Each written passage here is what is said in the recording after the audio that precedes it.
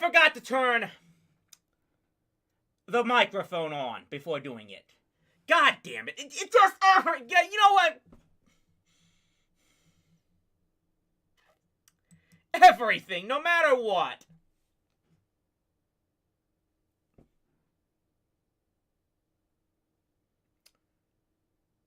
Well, this season is starting off about as good as possible for the Rangers, and as terribly as possible for me.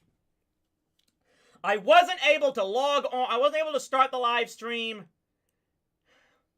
until really the very last minute because of how long it took me to finally get DirecTV set up and everything.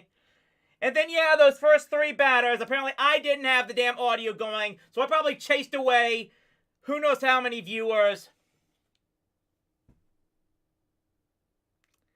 And I just ruined everything. God damn it. I mean, I don't even know if the audio's working now or not. Is it? I hope it is. I wouldn't be surprised if it isn't because I'm just terrible at this. But if anyone is still tuning in, if anyone will continue to tune in, I hope so. I hope so. I hope I didn't just ruin everything. God damn it! And it was going so good. The at least on the field product is going so good. As to start this game, Brad Miller led off the game with a home run. Marcus Semien draws a walk. Corey Seeger with a base hit that moves Semien to third base, and that's where we are, as now Mitch Garver, the catcher the Rangers acquired from Minnesota, he is up at the plate. He's got a 1-ball-and-2-strike count on.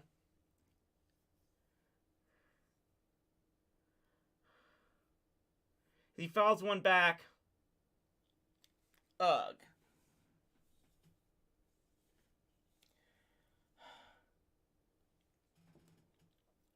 Now I've got to just hope that people will tune in as much as possible after just ruining everything. I hope you can hear me, guys. I hope I got the audio fixed. 1-2 pitch coming here. Did he check a swing on that? Looks like he did, and that's going to even the count as the pitch was low. 2 balls, 2 strikes. I've got to calm down and hopefully get some. If they get some more runs from me, they'll make me feel better. Ugh. Just go figure this live stream would start off with absolutely everything that could possibly go wrong going wrong. Garver chops one foul. It fouls back into, goes off foul, then back into fair territory, and now back into foul. They are making Jose Barrios work. That's for sure. He's thrown 20 pitches already and has yet to record an out on this season. He's facing first and third with 1 run already in for the Rangers. 1 run driven in on the first swing of the bat for the season as Brad Miller had a leadoff home run. And that pitch goes all the way to the backstop, outside. Here comes Semien home, and the Rangers lead it 2-0 in the first game of the season. Woo!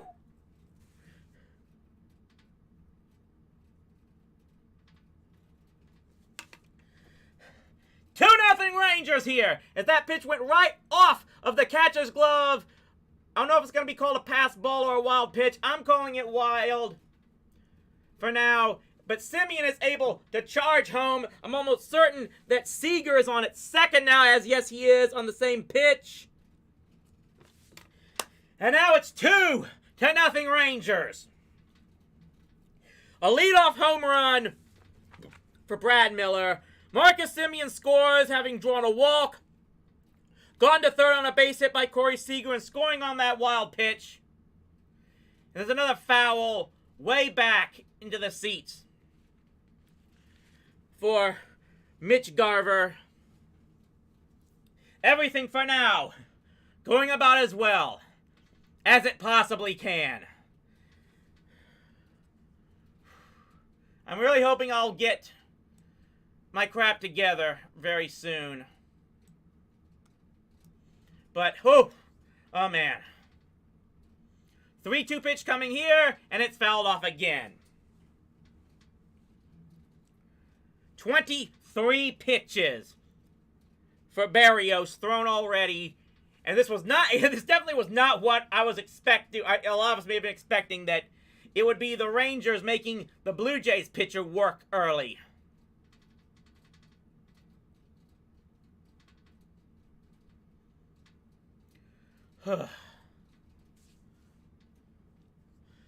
Another 3-2 pitch coming, and that's low! Another walk! Barrios walks his second batter of this inning. Mitch Garver draws the base oddballs. And it's now first and second for the Rangers. Still nobody out. 2 runs already in, and we've already got a meeting at the mound by the Toronto Blue Jays pitching coach. This might finally give me a chance to finally say, after having calmed down all this, welcome everyone. Welcome anyone who's tuned in to the debut episode of Watch the Rangers with Rowdy. We are going to be looking to get you as many possible live streams of Texas Rangers games as possible, as hopefully you can see exactly where the Rowdy name came from the very beginning. What you're going to get here, we're giving you this game tonight. I'll be giving you the Rangers home opener this Monday. Starts at 3 p.m. Central Time Zone. And then, at the very least, try to give you as many, if not all, Sunday games throughout the entire regular season. It's going to be right here on the YouTube live streams. You can also find it at rowdyc.com. Hopefully, we could have a lot of fun in this Rangers season.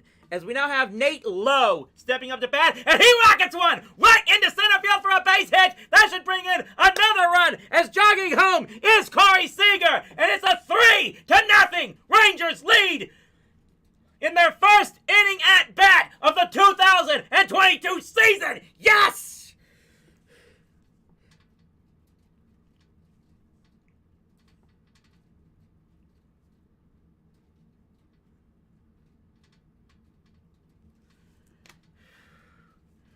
Man, this is just everything coming up, Rangers, right now at the start of this year. First 5 batters get on base to start this season. We have a leadoff home run, 2 singles, 2 walks, and a 3-0 lead to start this season, as Adolis Garcia is now stepping up at the plate. You know, I had a whole bunch of jokes about the quality of the Rangers leadoff hitter and their opening day starter. They're not giving me any reason to make sarcastic remarks. Just be a good fan again and just be excited at the way this thing is all going. It's first and second, nobody out, 3 runs already in for the Rangers. Man! As Garcia does take a breaking ball that drops over the outside part of the plate for strike 2. It's now a 1-ball, 2-strike count to Garcia. I don't even find a way to have the stats up yet in this thing. And there's another pitch that almost gets away from the catcher, as Barrios is just having no good command whatsoever. One thing I was definitely going to say is that you could tell just how many changes this Rangers team decided to make this season. We had to go to the 5th place hitter to get a player who has actually played the last season with the Rangers. Let's get some more stuff down here.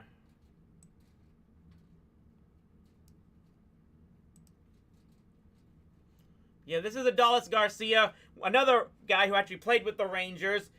He's got...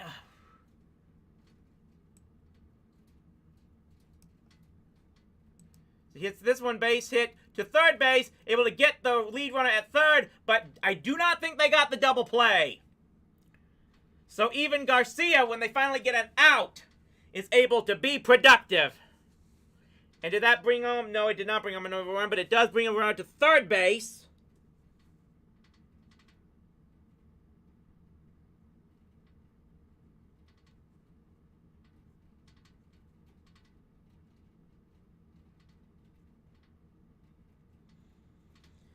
Nate Lowe is the one out at second base. And Garcia, who I was about to say has a career .237 average in 2 seasons so far in the majors, gets the first out of the season for the Rangers. As now this is Cole Calhoun, one of 2 Calhouns in the Rangers lineup for this opening day. Calhoun, a guy who's regular veteran, spent the last 2 seasons with Arizona, a career .248 hitter, hit .235 for the Diamondbacks last season. He's got a no ball, 1 strike count here, fouls one off back towards the screen. No balls and 2 strikes now on Calhoun. Yeah, I think... Check Andy Ibanez. Andy Ibanez is on deck, and I think that this is one. So Andy Ibanez, Willie Calhoun. I think there's only 4 batters in this Rangers lineup that were with Texas last season. That alone should tell you just how many changes they did. And you know what? Again, I want to give Chris Young as much credit as possible. As there's another one that just goes all the way back. No, it hit him! That thing clipped Cole Calhoun in the leg, and he's going to take his base, and that's going to load the bases with 1 out. And is that going to be it? The Toronto Blue Jays starter is going to last. The Toronto Blue Jays opening day starter is only going to last 1/3 of an inning. After he hit Cole Calhoun, he records 1 out. Let me see if I got this right. He lasts 1/3 of an inning, gives up 3 hits, 2 bases on balls, including 1 home run. He's allowed 3 runs already, and has 3 more potential runs he's on the hook for right now if they drive any more in. Oh, man. Well,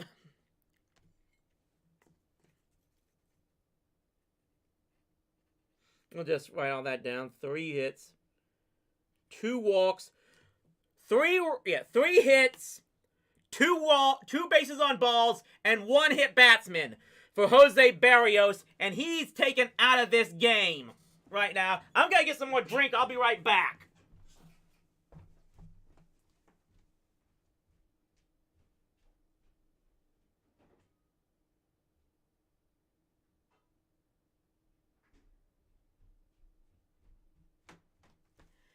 Whew.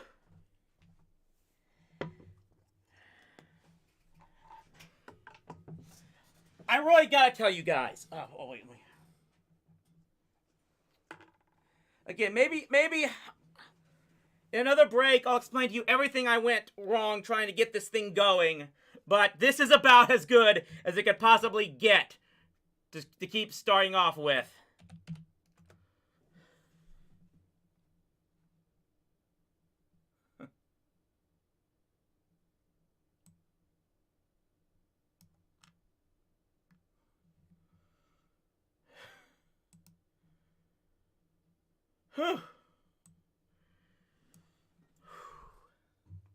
We're waiting for this new pitcher to warm up. Who we got going here?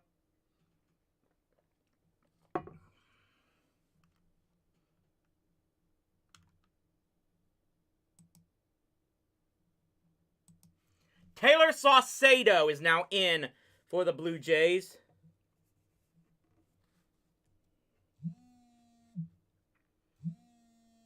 Oh, more. I'm going to have to do something here. Yeah, one moment. Look, if it's about the game, I'm currently live streaming it. Yep. And we got another 6-4. But as he said, he's out, but it's only two runs. Apologize for this, guys. I should have expected this call to happen. But yeah. Okay, yeah, but yeah, I'm kind of in the middle of streaming the game right now. No problem, bye. Sorry about that, guys. After a start like this, I should have expected Mom to call in the middle of this game, as we just got another fielder's choice, a ground out to shortstop to get the force out at second. The second baseman bobbled the ball to prevent any chance of getting a double play, and that allows another run to score. It is now 4-0 Rangers.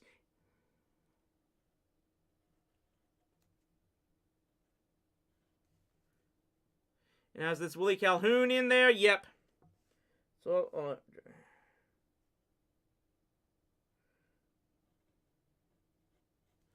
for that. But yeah, So now here is the great Willie Calhoun, just trying to save his career. Here's all you need to know, as he's got a 1-0 count. Takes low for ball 2.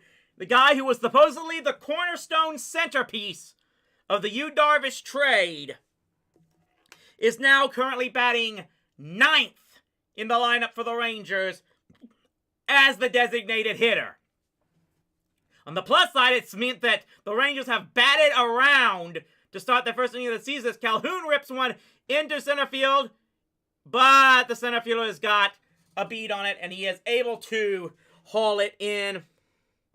But that is about as good of a start for the Texas Rangers as you could possibly get. They bat around in their first inning of the 2022 season, bring home 4 runs on, I believe, 3 hits.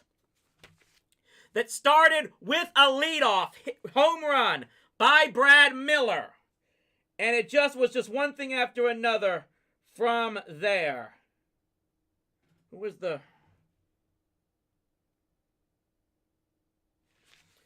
Who knows? I don't know. I was too busy looking over everything.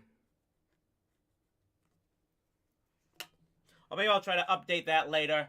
But I'm so glad any of you were able to tune in. Really hope we're going to have some fun with these Rangers live streams. And if they're as fun as that first inning could possibly be, well, who knows?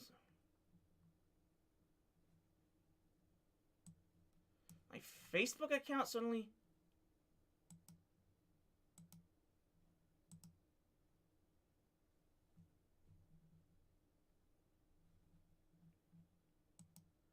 What happened here? Hold up, guys. I apologize as we get ready to...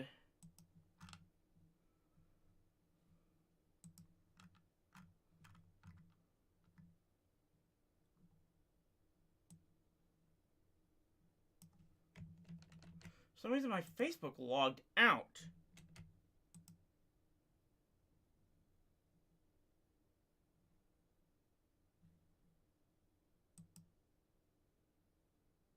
Looks like I'm back now. Okay.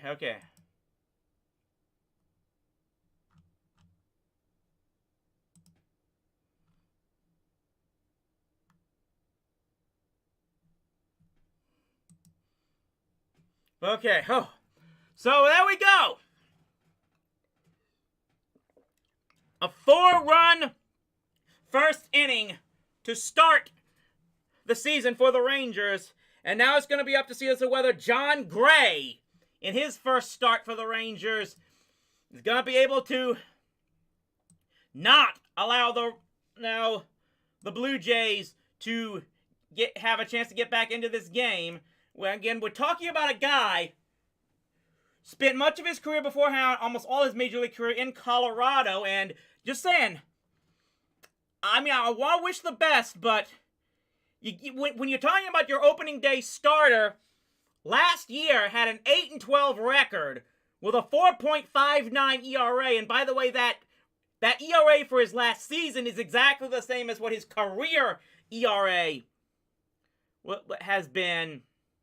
In fact, that's also his last 29 starts last season for the Rockies. As he does get a strike to start the season on George Springer. I mean, he did start 29, I think, yeah, he did throw 800, that's 800 innings for his career, 249 innings for the Rockies last season. Got a bit of a delayed windup here and throws it down and in to Jonathan Gray. Is now 1 ball and 1 strike. Thanks again to all of you tuning in here to watch the Rangers with Rowdy. Takes one up high. That one did not get down low enough. George Springer, who last season only played 78 games, did bat .264 with 50 runs batted in. One of these really bright blue batting gloves along with bright blue socks. Sees the foul. Yep, that one goes back into the stands. And it's 2 balls and 2 strikes on George Springer for Jonathan Gray.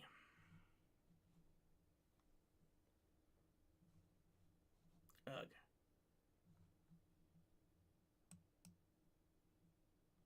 Get some stuff out of here. The 2-2 pitch coming here. Here's another chop foul down the third base line. Gray trying to figure out. Well, here last season with Colorado, he went 8-12 in 29 starts. Gave up 140 hits in 149 innings. Allowed 21 home runs in 29 starts. Not the best numbers, but did he get a check swing? He does strike out George Springer to start the season. Can't get much better than that for Jonathan Gray. Pretty much the exact opposites for the Rangers and the Blue Jays leadoff hitters. Brad Miller starts off with a home run. George Springer starts out with a strikeout, as he was not able to check his swing on a pitch in the dirt from Gray.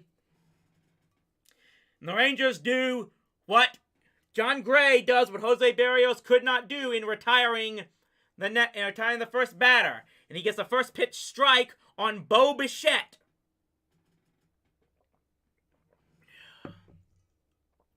Wait to see what this guy does.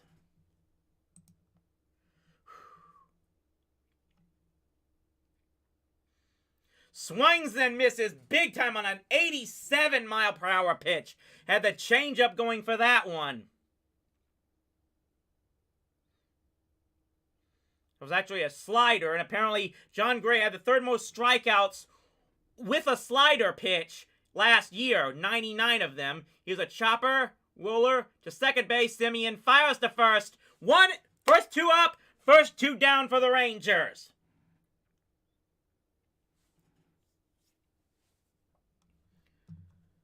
So John Gray, you know what? So far, so good to start off with. Definitely a mix of pitches here. They say on the screen he will throw the four-seamer more than half the time.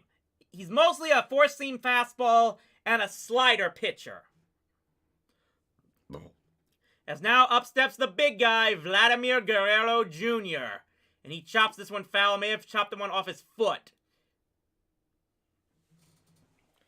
Vlad, of course, son of one of the most underappreciated Rangers heroes of all time, as his father played in that magical 2010 season and was pretty much the guy the Rangers needed to get them over the hump and be not just a playoff team, but one that was able to get them into the World Series.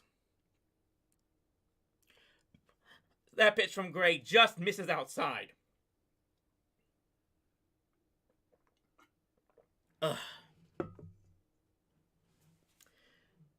4-0 lead here. 1-1 pitch coming. It's in the dirt again. That one goes all the way to the wall, as Garver was not able to handle that one at all. Guerrero last season batted .311 with 48 home runs. One of the absolute breakout stars for baseball last year. 2-1 pitch is coming here, and this one is chopped foul again. Down that third base line, he hits everything absolutely hard, man. But it is a 2-ball and 2-strike count. Gray getting really ahead of pitchers, a lot of guys right now. Not being afraid to challenge them.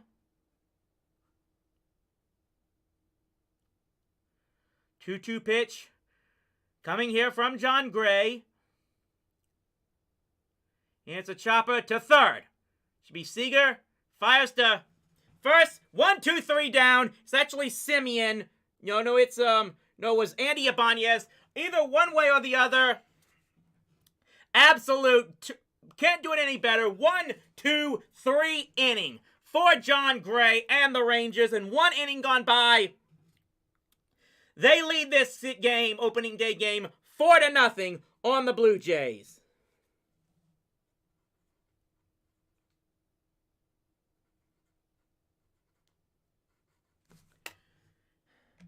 Check some Twitter. Yeah, that's what we do. We check some Twitter feeds right here.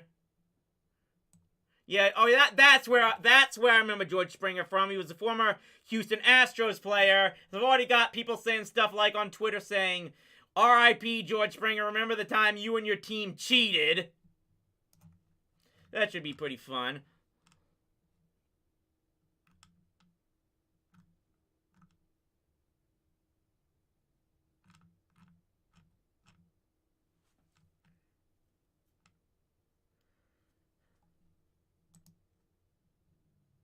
No point there.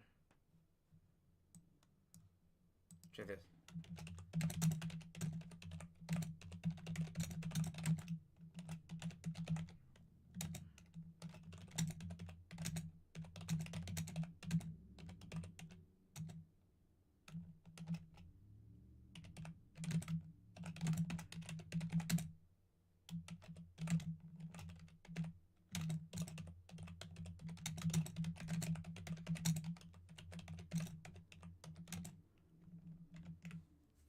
Oh, dang it. No. Let's get this. So I'm just making a promo to hopefully draw more people in if they want to.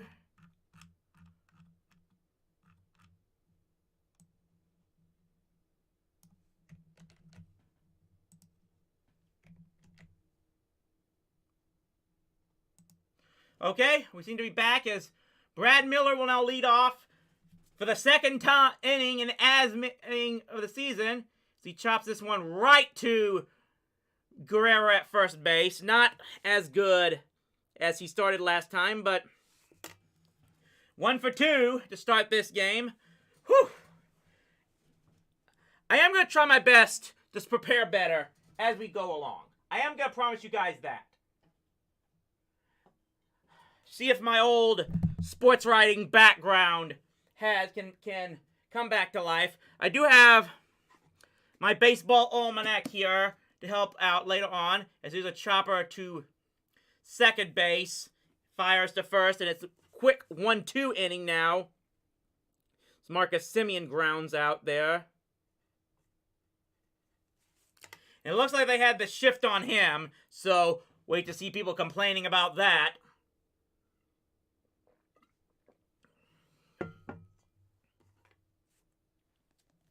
So now Corey Seeger steps in for his second appearance as a Ranger. He got a base hit and scored in the first inning. He takes one low there. Like I said, I did acquire the baseball almanac. I do hope to see if I can get a copy of the Rangers media guide. Maybe I'll drop by tomorrow as I'm heading out to Frisco to watch the Rough Riders tomorrow evening. And there's a shape shot into right field, and it falls in for a base hit. It's going to go all the way to the wall, and it's going to should be a double there for Corey Seeger. Corey Seeger now 2 for 2. And if you're going to pay him $350 million, that's pretty much what you're going to want from him. You know what? Okay. You know, I've always worried. I always worry about guys that, you sign that big contract and you're just going to mail it in. Well, 2 at-bats into this game, and Corey Seager's telling me no. No, he's not gonna be it. He's not gonna do that. He's gonna try to earn that money, and good for him. Good, I really do mean that.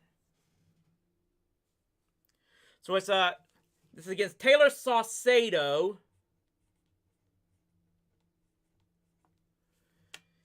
As now Mitch Garver takes one low and inside. Again, want to remind you guys that we will also be streaming the Rangers home opener Monday afternoon, 3 p.m. Central Time. And after that, should be most, if not all, Sunday games for the rest of the season. Maybe some more. I'll double check the schedule and see where I might be able to do it. As there's a shot into right left field, and it is up, over, and gone!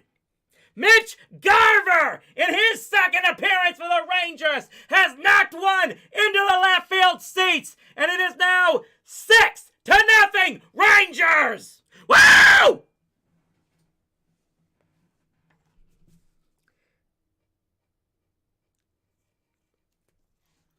Well, so far, everyone is doing their job. As far as the hitting acquisitions, Mitch Garver, who was a late spring training acquisition from Minnesota, just sends one almost to the same place, well, no, actually deeper than Joe Carter's famous 1993 World Series winning home run. But it is now a 6-0 lead on the Rangers.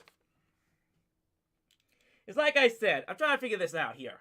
The first four batters for the Rangers, all guys they did not have last season, and right now, in those four guys, already have a total of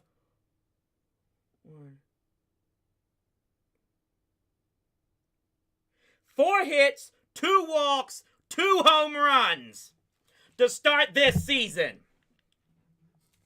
Very, very difficult to do much better than that, I tell you. So here's Nate Lowe, who got a base hit his first appearance in the first inning. He's now at 2 balls and 2 strikes after he fouls one back. Look, to James, anybody over here, look, what you're seeing me on this broadcast, this is nothing compared to what I used to do back in the stands, as there's a shot into right field, but it looks like it's going to be caught. And that's going to do it. Yep, that is it. But the Rangers do get 2 more runs on the 2-run shot from Mitch Garver, and they now lead the Toronto Blue Jays 6-0 after 1 inning and a half. Like, what I've been trying to tell you guys, this is still a contained version of me with the Rangers, compared to some of the stuff I used to do back in the ballpark bleachers back in the day. And I'm going to tell you this much. I do want to try to go back there. Even though I don't like that place, the fact that they replaced the ballpark with that roofed country club stadium. I know it's a cavern. I know they probably don't discourage any type of entertainment and fun there. But it's almost like I've got an obligation to do that. I've got to go back there and try whatever I can to make things fun there again. Because the owners aren't going to make things fun. The people running the stadium aren't going to make things fun. They just want millionaires sitting in the stands, sipping martinis, and asking how many points the Rangers have. Don't know if Jasmine's watching, but that one's for you, girl. If you remember that one. So, it's going to be some splits here. I'm going to try to go to some games this season, see how many games I can stream with you guys here. Like I said, almost all Sunday games this season I'm going to try to stream for you guys. And maybe some others. Maybe I'll find some other games against the Astros. If I'm not there, I'll try to stream with you. We'll wait and see on that. We'll see how it goes. But that's the other thing. Just after just about everything that has gone on for the past 2 years at least, and maybe even more than that, I really need this. I tell you that much. I really need to get back into doing something that's fun and enjoyable, and man, I needed baseball. I'm starting to realize now more than anything. I needed baseball back more than just about anything else. And so that's why I'm glad they were able to get things together and get the season started after all. And so glad to be here and hopefully share this with you guys. And if there's any people that I know I've probably irritated a lot of people, especially the Rangers fans. But you're going to get me on this stream. As we're back to action here, as Hernandez, Teoscar Hernandez leads off, and you think he's got now he's got an 0-2 count now, or is it 0-1? I know he just fouled one off. Yes, 0-2 now. Okay. So no balls and 2 strikes to Gray on Hernandez. And he sets and delivers, and he pops one foul. It's going to go back into the stands. Don't know much about this hairstyle Gray has. Kind of like a mohawk mullet type thing. Like, I really don't, you should be able to see this guy. Of course, I'm going to assume you might be watching. I don't know if you guys have been able to watch this live. Believe me, I've talked all about the problems Valley Sports has and everything, as that pitch is way upstairs for ball 1. And I'm just glad that I was able to get my hands on it. Finally. Be able to get the stream working. There was a problem. It may have been partially my fault. I know that much. But I am glad to be here. Glad to be here with all of you wanting to watch this game with me. As there we go. Strikes him out swinging. Hernandez goes down. That is the second strikeout for John Gray. And one down here in the second inning for John Gray and the Rangers,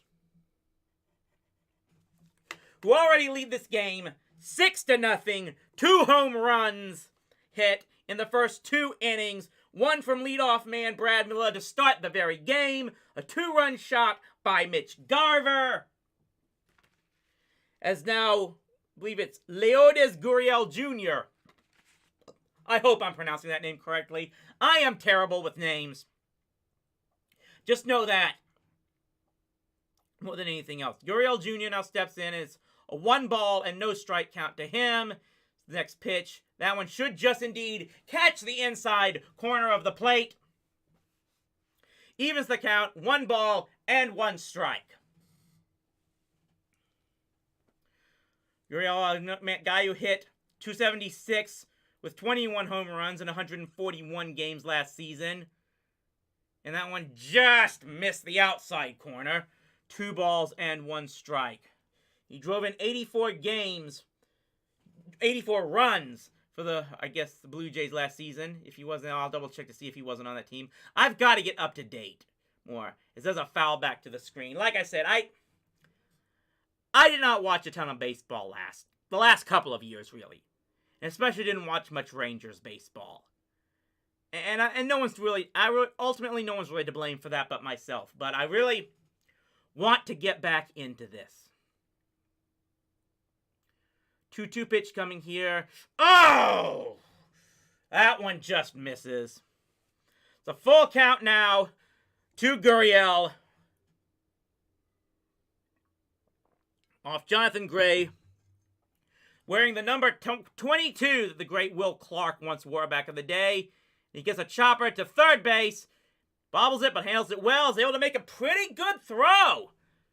Man, Andy Ibanez had to catch that thing, almost fell over forward trying to pick up that thing. But was able to steady himself and make just fire a laser strike to first base to get that out. That is, I know this may be sacrilege to say, but I can't remember even Beltre making a play that tough very often. Not nice work there by Ibanez. So it's 2 up and 2 down now. As we got a first pitch thrown to Alejandro Kirk. Hit 242 in 60 games last season. He fouls that one off, and say what we will about Gray, he's getting ahead of these hitters. It's about all you can really ask for. Like I said, it was really questioned whether or not starting a guy who had a losing record last season on opening day kind of showed how thin this pitching staff could possibly be.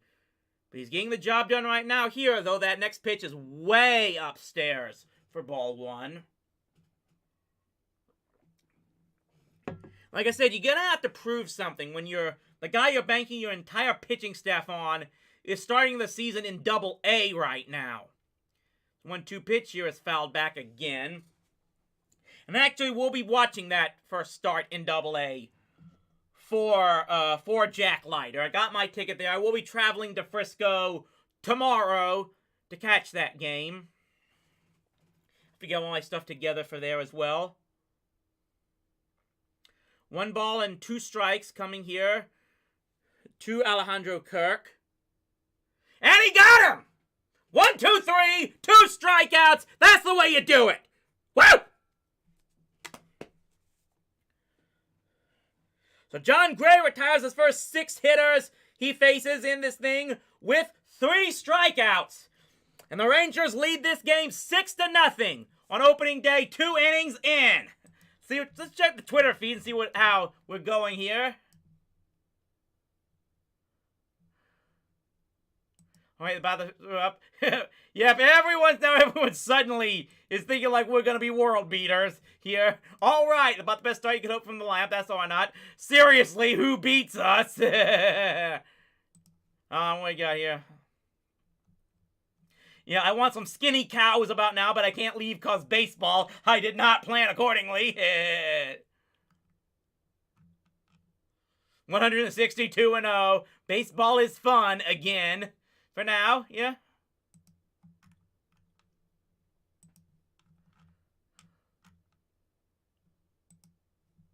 Let's delete that tweet about. Yeah, that about no.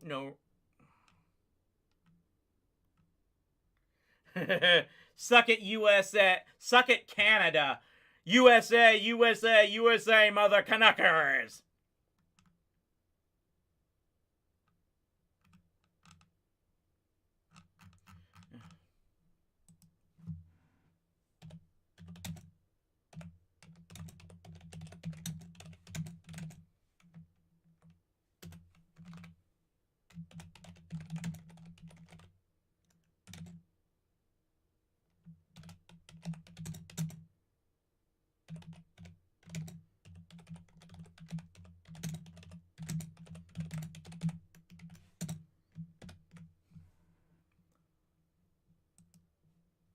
See if I'm going to drive people away or draw more people into this live stream. So we go back starting into the 3rd inning.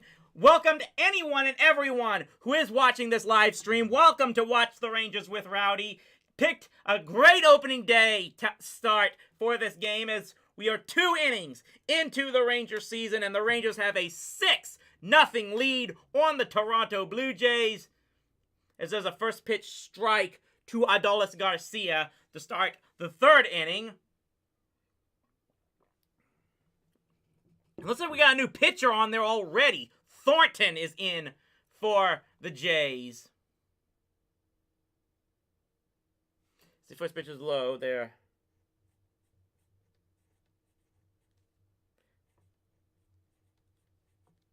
Yeah, that's the main thing. So the Blue Jays have already having used 3 pitchers in the 3rd inning of the season. That pitch is low. If you tuned in late to this game, opening day starter for Toronto, Jose Barrios, only lasted 1/3 of an inning, giving up. So we look here. Look at Trent Thornton now, big glasses and everything here. Looking to deliver a 2-1 pitch, and that one is just a bit outside. But yeah, here's what happened with Jose Barrios gave up a leadoff home run to Brad Miller, walked Marcus Semien, gave up a hit to Seeger, walked to Mitch Garver, hit to Nate Lowe, and I think after a fielder's choice to Garcia, hit Cole Calhoun, and that was pretty much it for him. He ends up giving up 4 runs to start this inning in just 1/3 of an inning. And then Taylor Saucedo gives up another 2 in the 2nd inning off the home run by Mitch Garver. And that is where we stand so far as a full count pitch coming here. And it's low and inside. A leadoff walk by Adolis Garcia to start the third inning for the Rangers. That is now 3 walks and a hit batter and a wild pitch by Toronto pitching to start this game. In addition to the 2 home runs given up, 5 hits in just over 2 innings for the Blue Jay starters. Here's a shot, pop fly. It's going to be called off and called in. No, it's going to be the left fielder coming in. Bo Bichette at second base went all the way from second base to into shallow left field. Looked like he had it, but the left fielder, Guerrero Jr., finally called him off and was able to haul it in. So that's 1 gone here in the third inning for the Rangers, who have a man on first base in Adolis Garcia, who walked to start this inning. That's going to bring up Ibanez, who drew a fielder's choice that I think still drove in a run in that first inning, as he takes strike 1. Ibanez will be followed by Willie Calhoun. We have 1 out, 1 on for the Rangers, who are leading this game 6-0. And that pitch is way low, almost in the dirt. Evens the count, 1 ball and 1 strike. Ibanez apparently hit .345 in spring training for the Rangers. There's a for third base, and it gets away! It gets away from him, and Garcia is going to go to second base. A pickoff attempt by Thornton ends up throwing the ball all the way into the, I think, yeah, oh God, that wasn't anywhere close! That pitch was about 2 feet over Vlad Guerrero's head at first base. And was an easily Garcia is able to step in on the throwing error by the pitcher. And just, oh God, you know what? If you were going to pick a team that you thought was going to have pitching problems to start this season, I don't think the Blue Jays were the ones to do it. So now the Rangers have a runner on at second base with 1 out. After the throwing error on the pickoff attempt by Thornton. 1-1 pitch coming into Ibanez, and that one is in the dirt. Garcia is not going to try to go to third base on that play. They are just throwing the ball everywhere. No one has any control whatsoever on this Blue Jays pitching staff. Well, what are we seeing? Wild pitches, possible pass balls, multiple walks, hit batters, that throwing error on the pickoff attempt. This Blue Jays team. We have another pitch here. Upstairs for ball 3, I believe it is. And I don't know if Steve Dangle's a baseball fan, but God, this game must be, if he was, this game might already be frustrating him more than the Maple Leafs ever could. 11 pitches for Thornton so far. Here's a shot, goes foul. That went off of one of the 3 players, one of the 3 people. They're on the plate, either the batter, the catcher, or the home plate umpire. See the replay here, what exactly happened here. It fouled off the catcher's shoulder pad, and apparently threw Garcia off balance. That's what happened. But still a 3-2 count now.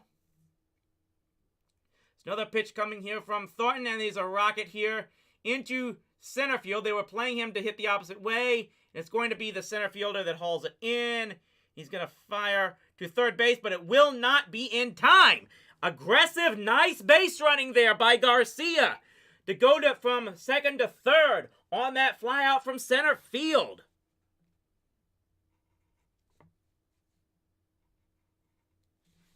So you know what? That's something that you also show promise about. You know, you talk about how much everyone expects this Rangers team, especially with the additions of Simeon and Seeger, to hit the ball, to hit major home runs again. But that type of aggressive base running is really what you want to see for this team more than anything else. It's really some of the best. You want to see this team be aggressive on the base paths as they used to be back in 2010, 2011. It was that type of balance that made the Rangers lineup so devastating back in those times. Here's a fly ball into left field. It's going to be caught. Rangers aren't going to get anything in this inning after a leadoff walk. So we head to the bottom of the third inning. We shall be right back. We'll be right back to you in just a bit.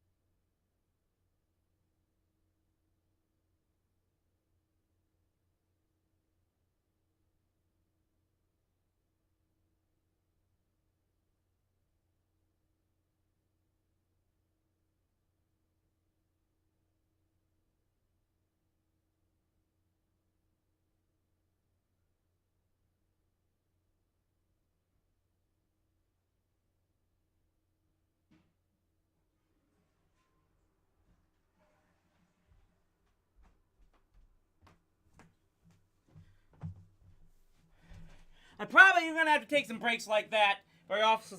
I think I'm already starting to kind of feel it in the knees here. I may actually try to do a different setup for the for baseball for these live streams. Maybe where I can stand and not be sitting on the futon as much anymore. I'll try to think of something different as the rain for the rest of these live streams and whatnot.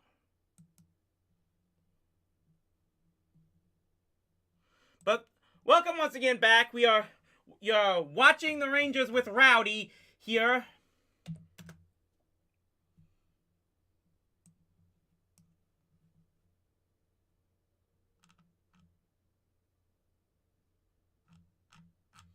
So we are getting to the bottom of the third inning. As it's been all Rangers so far, a 6-0 lead.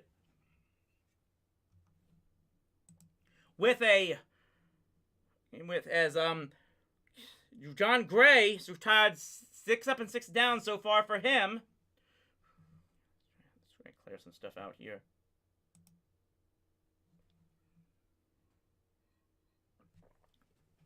Probably go make myself some food later on.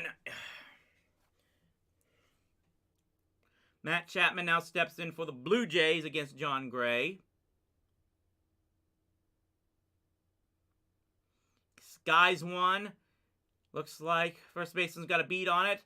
He's going to catch it in foul territory, and it's 1 pitch, 1 out, as Lowe is able to haul it in very easily.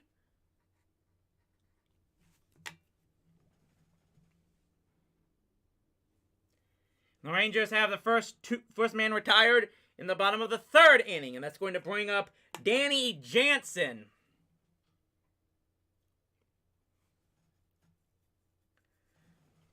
But the guy on deck, Calhoun, I actually want to make some jokes about. I need to do some more research, but I probably didn't have the time to do it here. Danny Jansen did 23 in 70 games last year. Drove in only 28 runs. Takes first pitch strike.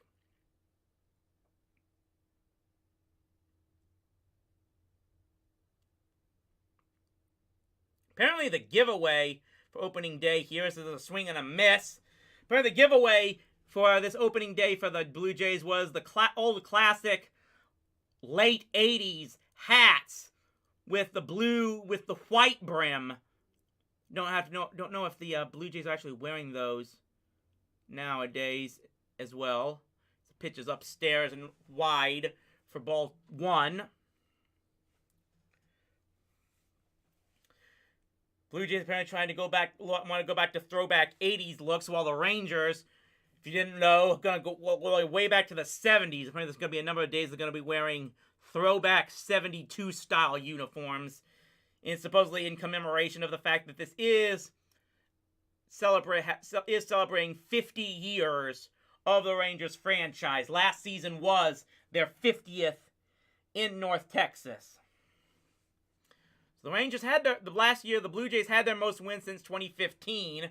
Team record .466 slugging percentage with 262 home runs.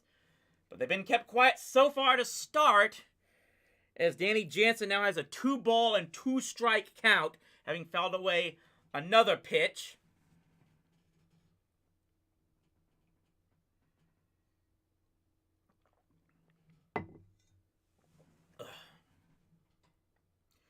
Biggio is on deck. We have a 2-2 pitch coming here. Here's a chopper into right field actually, for a base hit. Will be no perfect game for Jon Gray as he gives up a single after retiring the first 7 base runners of the game. So at least we can get that nonsense out of the way now and just focus on trying to hold off and win this thing.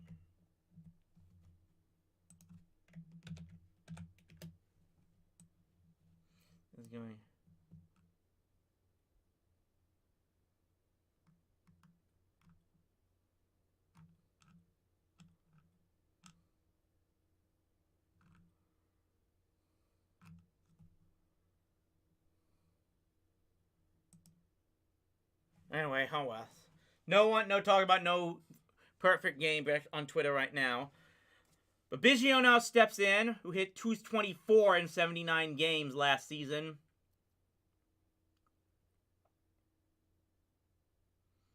There's an 0-1 pitch coming here, and it fouls that off of the catcher and just lazily rolls shortly down that third base line. But Jon Gray has an 0-2 start on this batter. Already trying to think about what I can do to make this thing better.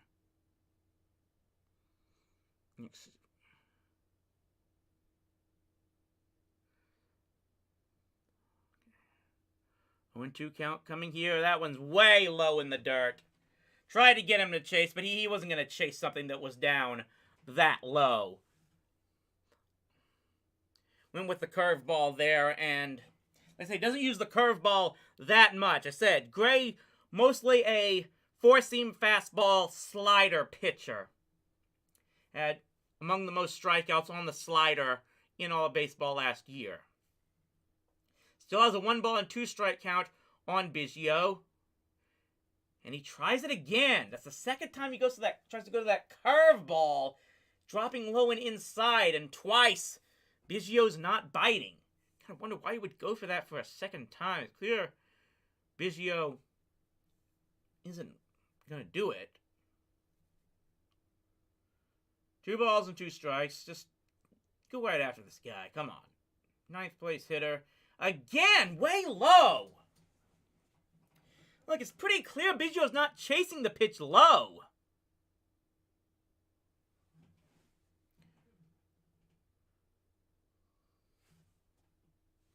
Come on, you still got this whole thing. Got George Springer now on deck. Come on. Payoff pitch coming here. He's able to chop it foul. And it looks like again he keeps going to these breaking balls on Biggio. I don't know if that's the scouting report or not.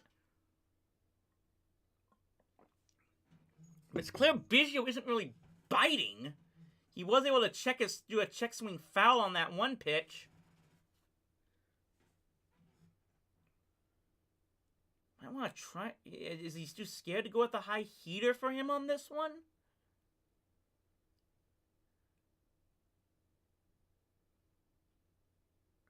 I'm waiting here for the delivery. He chops this one over the head of the pitcher, but it goes right to second base, who throws it, gets us the force out at second, was able to easily throw to first, double play, and Gray gets out of this inning. Did he? Yeah, he was looking. One. Yeah, that's it. That's it. These television replays are just going all over the place. But that is I think a 4-3 double play, and that's gonna get out of it. So far, John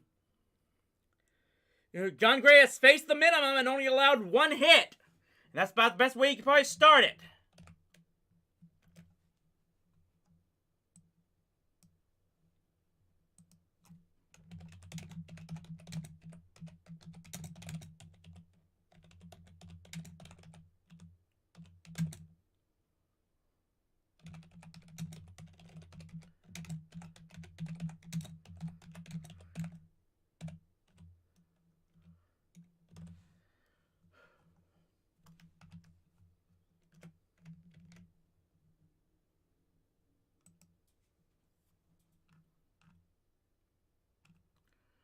Okay, so, well, again, glad anyone who's tuning in to watch this.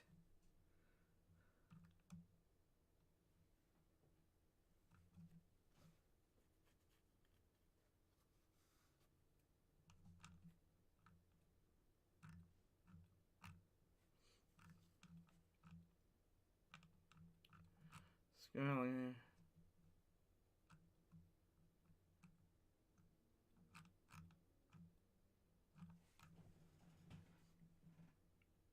I mean, okay, you know what? I'll go ahead and like it. Yeah, that's how you start the season. The Rangers here. Is anyone paying attention to the Mavericks tonight? I can't believe I'm saying that. But, whew. So, yeah, apparently Dallas Mavericks are facing Portland tonight. And they have scored 132 points in exactly every one of their last three meetings into this season.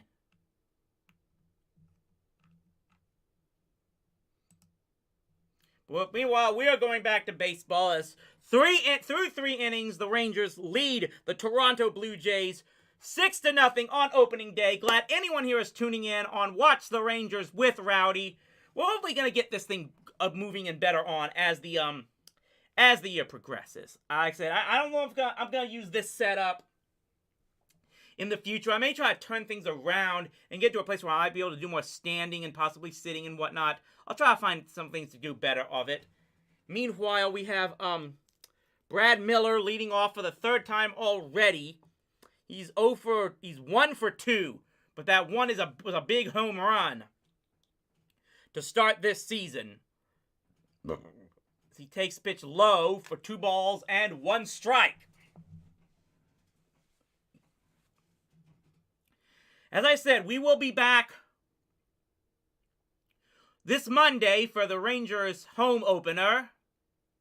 Starts at 3 p.m. Central Time. I just hope people are going to be tuning in because, like I said, I just kind of panicked earlier in this before this game started because I didn't know how to get the stream set up of the game itself, and I thought I wasn't gonna be able to do it, and I was just cussing out DirecTV big time, and I went in and put on in fact, I need to do on Facebook, yeah.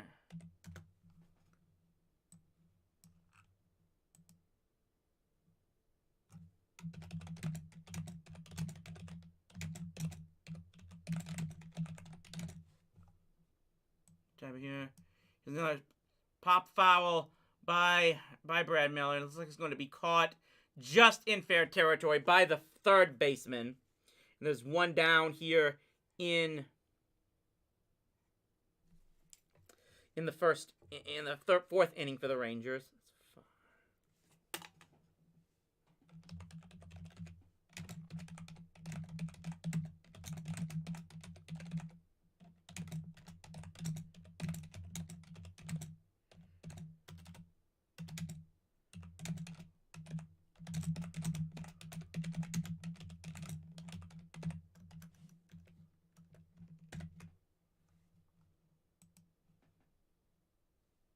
going?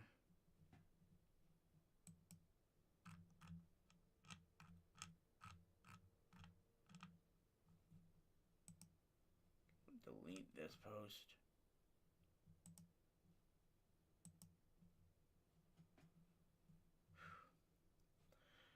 Yeah, that's the thing. I gotta delete these. I have to delete these posts on Facebook and Twitter saying we weren't going to get the stream after all, and now I ended up getting it to work. There's a pitch way up and inside, and these Toronto pitchers still, they are just all over the place. This is almost Little League style with how badly these guys are throwing to the plate. Man! 1-2 pitch again! My word! Thornton is now just throwing all over the place. See, this guy can't find the plate with Google Maps right now. He's thrown 25 pitches already. He's the third pitcher already for the Blue Jays. This could be a long night for them. And there's a shot. That looks good. Deep in left field. But no, it's just gonna stay in the ballpark. And it is hauled in by Gurriel. Semien gave that one a ride, but just not enough heat on it. Seeger was among the leaders in first pitch hits last season. The top two were Vlad Guerrero Jr. and Bo Bichette. As Corey Seeger is now the one stepping into the plate. Takes the first pitch, that one, and a good thing because it's way low. We'll be probably going to go grab something from the kitchen after this. Rangers are finished batting here. 1-0 pitch delivery. There's a curveball that doesn't curve enough. Just misses upstairs for... Should be ball 2, yes. This tracker on TV is a bit slow in recording balls and strikes. That has been all...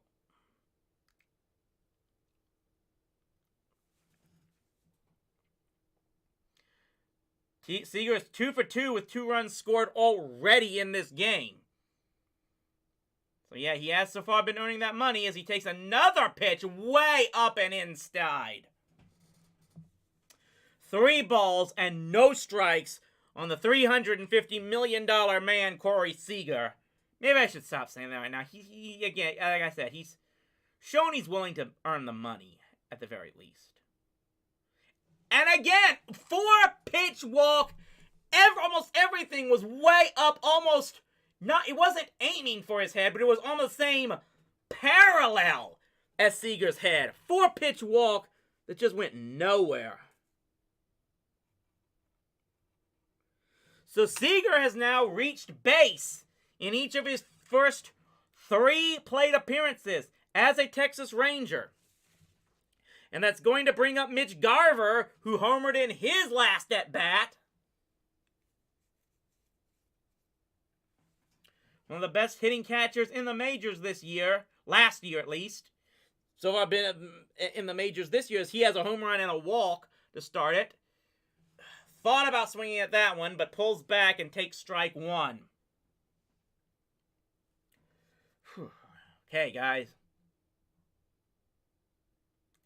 Like I said, I'm a little kind of confined here with my setup here. I don't know how much. I might get more active later on with future games. Hopefully give you guys some more entertainment. That one grooves in there for strike 2. So yeah, with Thornton, he walks Semien, he walks Seeger on 4 pitches that were nowhere near the strike zone. And now he's got an 0-2 count on 2 called strikes on Garver. What is with this guy? An 0-2 pitch coming here. And this was rocketed into center field. And it's going to fall in for a hit. It's going to move Seeger over to second base. And Mitch Garver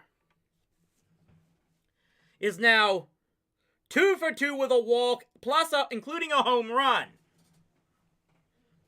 And that's the thing. This was he might be the main key catalyst for the rest of this season. You know you're going to get something with Semien and Seeger, but to add in a guy like Garver, that might be it. Of course, even I had to learn this the hard way. It's still all about pitching, if the Rangers are going to have any hope for this one. As there's a shot into left field by Nate Lowe.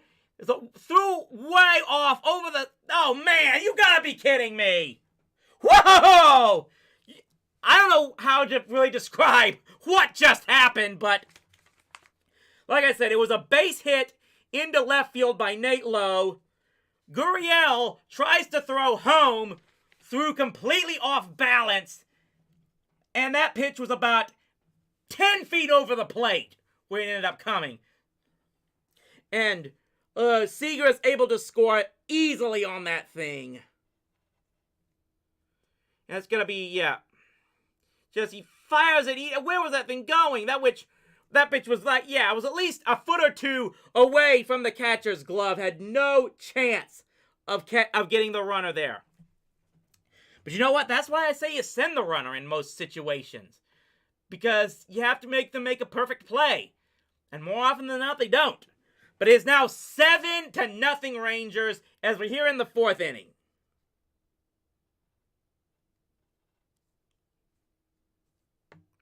It is now second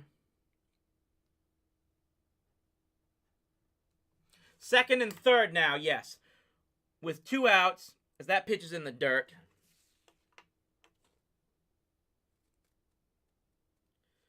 So again, they got the first 2 batters. And then, ever since then, it's been a walk and 2 hits that have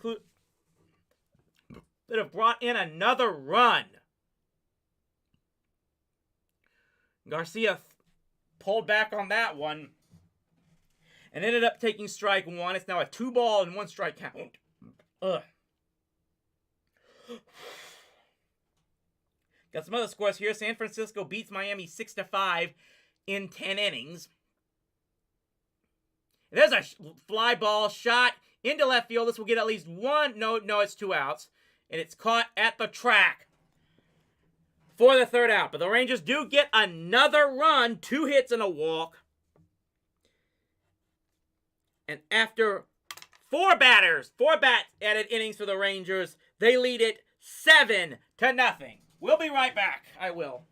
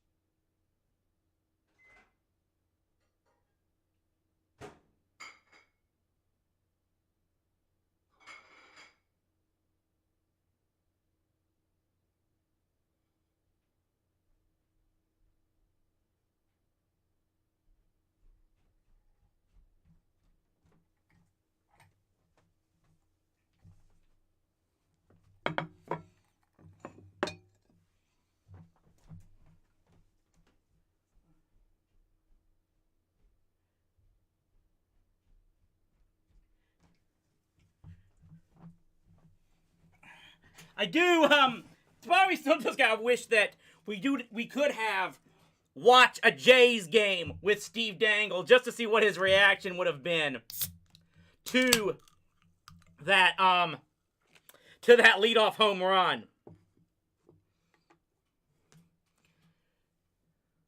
a swing and a miss to start the fourth inning for John Gray against, I believe it is George Springer, yes. Just gonna relax here now, try to get some more food in. There's another swing and a miss. Woo! Well, Gray's got Springer chasing.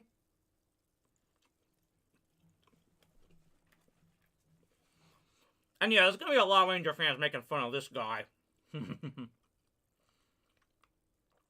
Way upstairs there.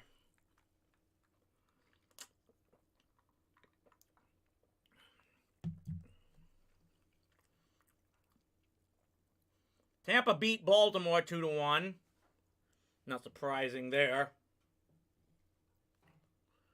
And there's a shot down the left field line. Was it foul? Looks like it was. Okay. Woo! Just avoided a possible home run there. It looks like it stayed. Yep. Just missed. Just stayed outside foul.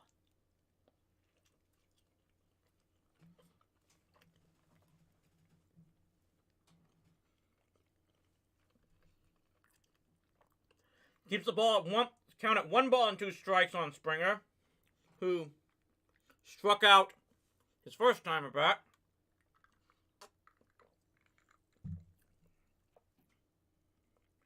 One-two pitch coming here. Oh, and it just missed inside. Dang it. Evens the count at 2 ball and 2 strikes.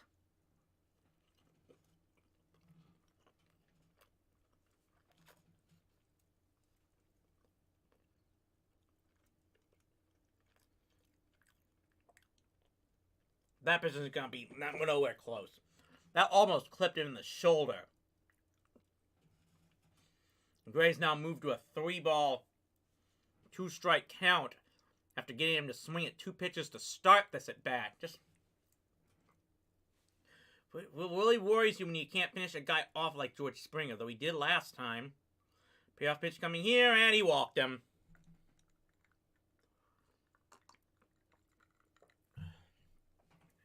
Looked like that slider that time, and he could not get Springer to chase it. I mean, Springer's got a 7-run lead here. It's his first base on balls after he faced the minimum through 3 innings, giving up just 1 hit that got retired on a double play.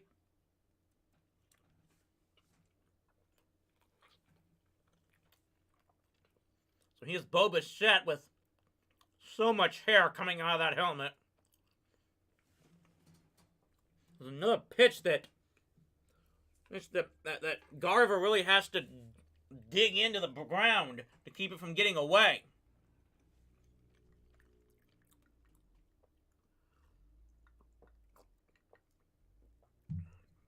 You know, in the 4th inning now.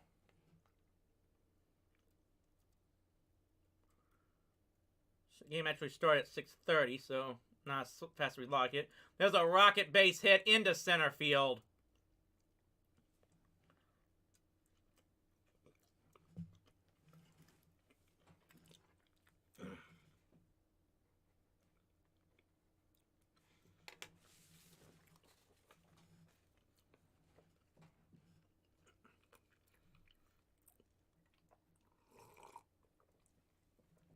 So Gray allows the first 2 to get on here in the 4th inning, and in fact has allowed 3 of the last 4 batters he's faced to get on base.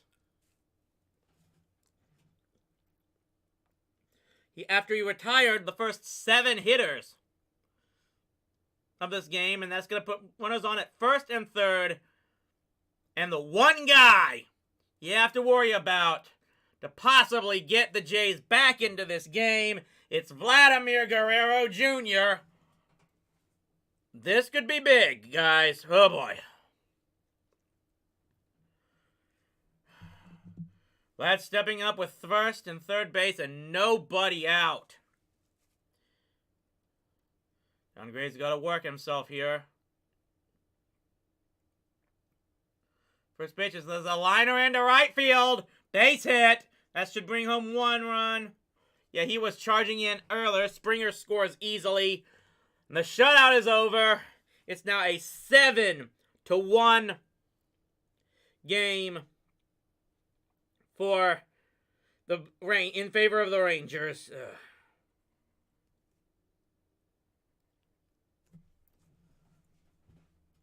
That was just a rocket shot. At least through to third to keep the next runner on at third base, but second time facing the 1-2-3 hitters to start an inning, and Gray isn't able to beat them there. He gives up 2 runs and a base on balls. He's at 54 pitches so far, as Hernandez now takes one that just misses and outside. 4-1. The Rangers still lead this one 7-1, but the Blue Jays, having brought 1 run in, now have first and second with their number 4 hitter, who hit 32 home runs last season. Next pitch is way low, ball 2. This is where you get, you start, excuse me, you start to worry.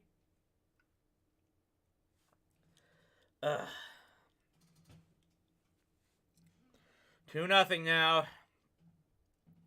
And yeah, I'm rocking now, because now this is where you can kind of get, you start to be concerned. Outside. Ball 2. Ugh.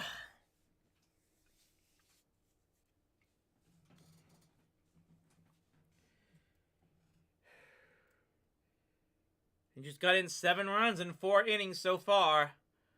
Now Jonathan Gray getting himself in trouble.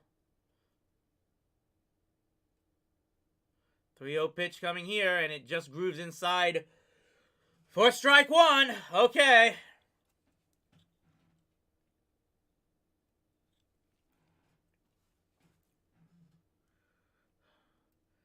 Now I'm just tense now. Figure it was going to happen eventually. 3-1 pitch there, way low, ball 4, second walk of the inning. Dang it.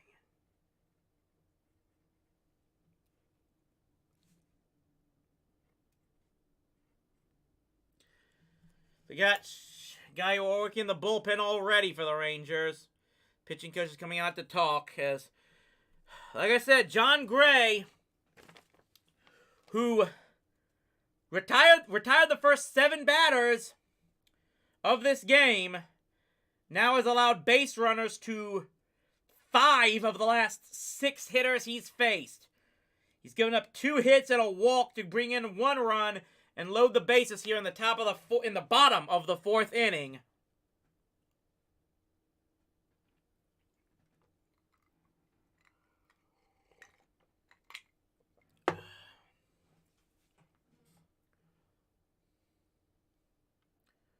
Now he's got Guerrero Jr.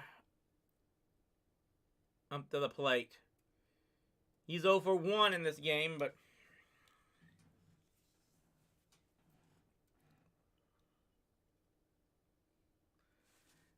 glad you wanted to tune into this on this opening day for everybody. Lourdes Gurriel Jr. stepping in. Had the best, takes one outside, had the best batting average with runners in scoring position in the entire American League. 368. Ugh. That's exactly what you didn't want. You almost had a feeling that this Blue Jays lineup was going to get theirs eventually. 1-0 pitch. Oh, that misses. Gray he's getting timid now. He's trying to hit the corners, and sometimes he just misses them or he misses them completely. He's really scared to throw around the plate right now.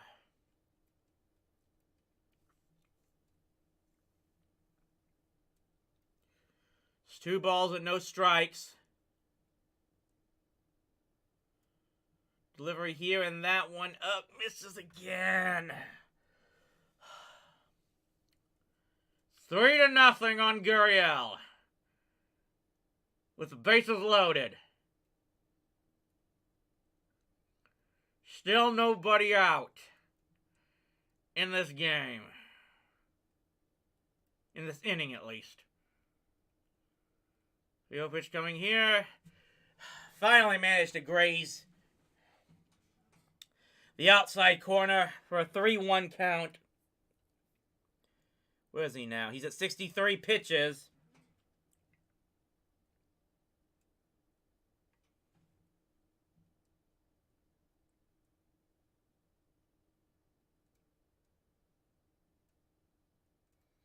There's a foul pop up back into the stands. That's at least going to get the count full.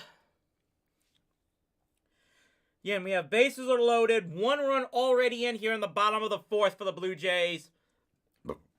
Full count here on the guy who led the American League batting average with runners in scoring position.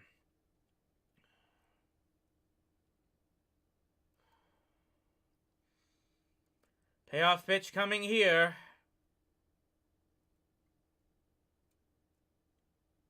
And he's up the middle. Stopped by second base. They get the force out at second. That's going to bring in a run, but at least they got the one. The shortstop was able to prevent that one from going into center field. Nice play there by Seeger at shortstop.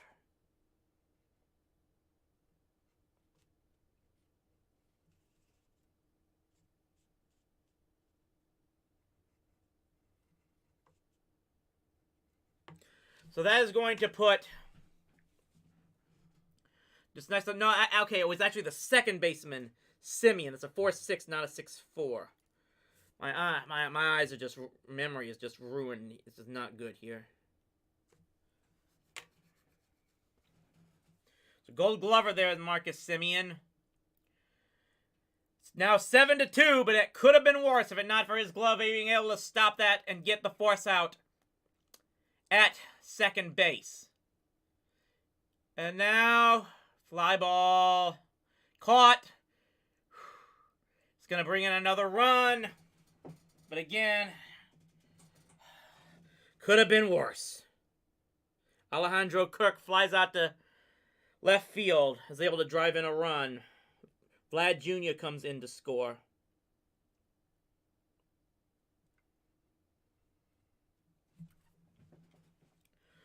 So 3 runs in by Gray in this inning.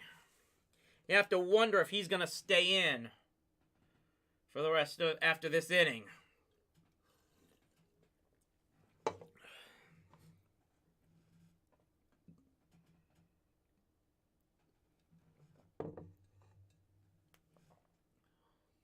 If you're going to be a number one starter, he's got to come in next time.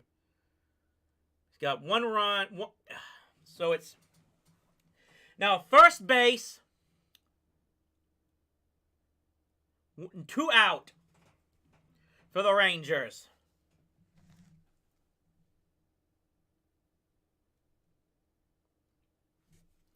Now, we'll check here. So we're still going. We're still going. That's good. Sometimes I have problems with the camera. Make certain. 1-0 delivery here. Coming to Chapman. And it's fouled back. Gray has definitely been laboring in this inning.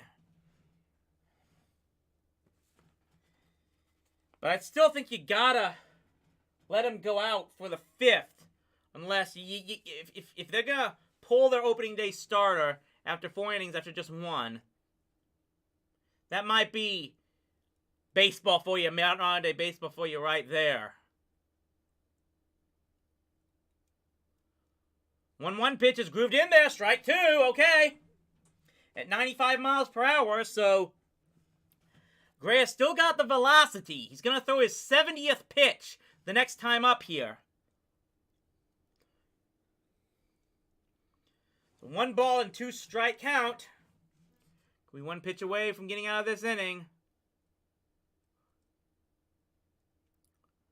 Delivery coming here, and he got him! Struck him out to end the inning.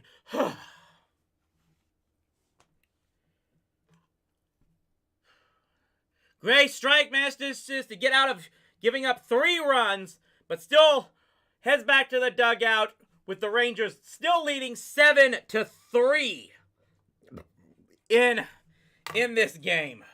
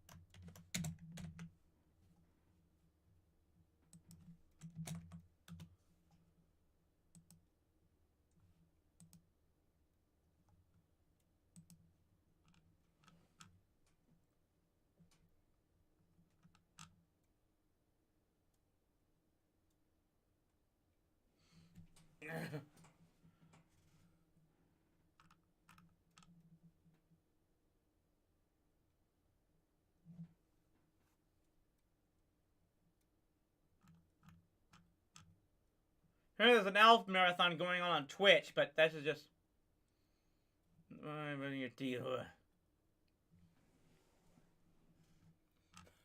Apparently there's some woman at the Rough Riders game tonight brushing her teeth in the stands. Huh.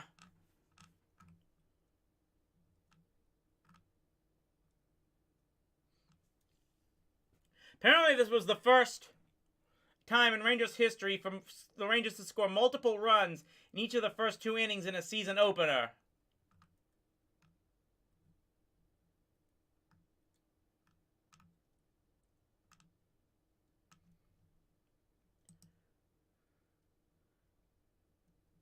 Apparently they're looking at something about...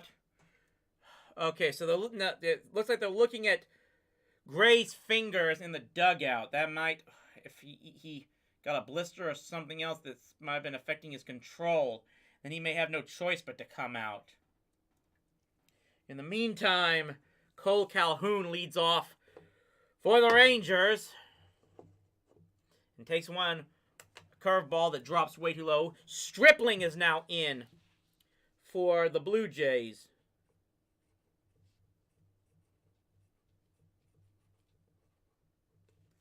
So that's now their 4th pitcher in 5.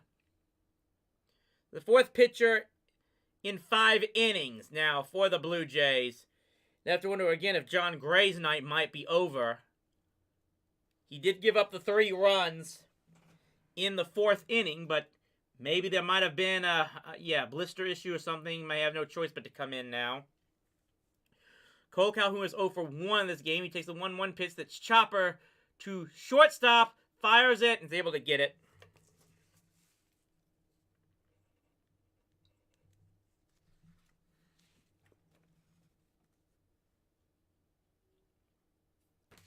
You're looking at whether they can... It's only the, now that is the, let me double check here. The 3rd time that the Jays have gotten the leadoff batter out. But the other 2 times, the Rangers still ended up getting a run. In fact, in the 2nd and the 4th, they were able to get the first 2 batters. And the Rangers still ended up scoring runs in each of those innings. As Andy Ibanez is coming in, he's 0 for 2.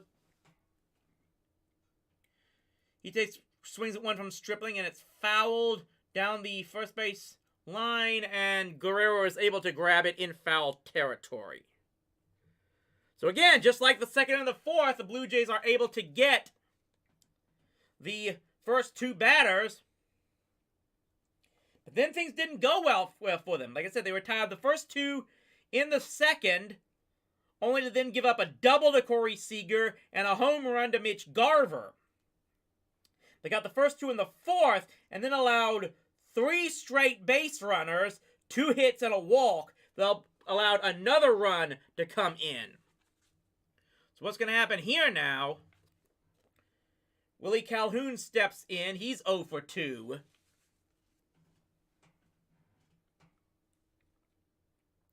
The 7-8-9 hitters for the Rangers do not have a hit yet so far in this game, so whatever that's worth, as that curveball drops in just enough for strike 1.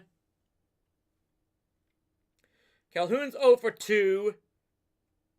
Ibanez now 0 for 2 with a fielder's 0 for 3 with a fielder's choice. Cole Calhoun is 0 for 2 and was hit in the first inning. That pitch is way in the dirt, and Calhoun is not going to be chasing on that one. Like I said, this might probably be the make or break year for Willie Calhoun. They've just given him so many chances. I wonder if he's going to be able to handle this. 2-1 pitch coming here, and there's a chopper fly ball. It's going to be called off by the second baseman in center field. And the Blue Jays finally have a 1-2-3 inning. For the first time, it took them 5 innings to do so. And that's going to do it, as the Rangers still lead 7-3. What is going to happen now? Is John Gray going to come back out now? Oh, dang it. I wrote this thing.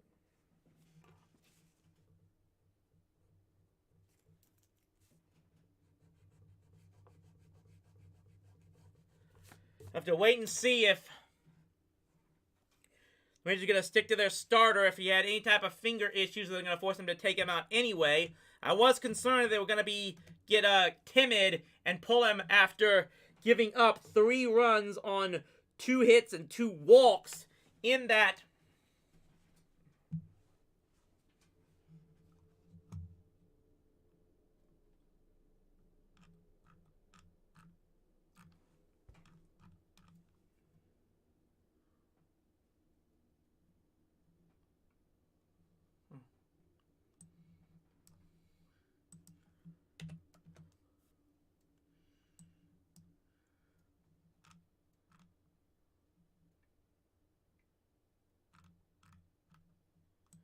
So we're going to get ready to go to the bottom of the 5th inning.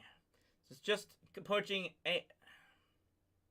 Well, we're going to complete 5 innings in just a little over, maybe about 2 hours, which might be the best of hope for right now. And it does look like John Gray is done for the night. I mean, it's not as bad as, of course, what happened with Corey Kluber, it looks like. If it's just a blister and stuff, he probably might not miss his next start. At the very least, we have that. But it looks like we're waiting to see whether or not who's coming in, so we're just waiting for this promo to finish up.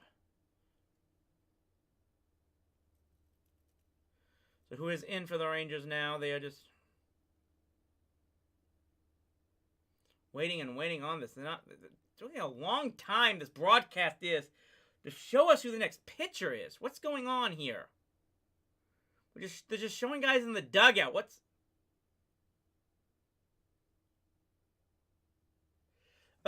is going on? I'm sorry that this is dragging now, but they're not showing us anything right now. Now we got see who's in for now for the Rangers.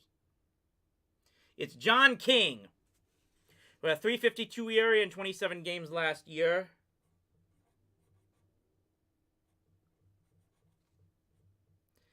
Takes one that fouls it back. So now the Rangers are going to have to see if the bullpen can get through the remaining 5 innings of this game.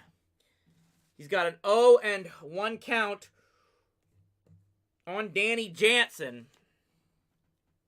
Misses outside for ball 2 on this one. See if I can get something on Jansen here.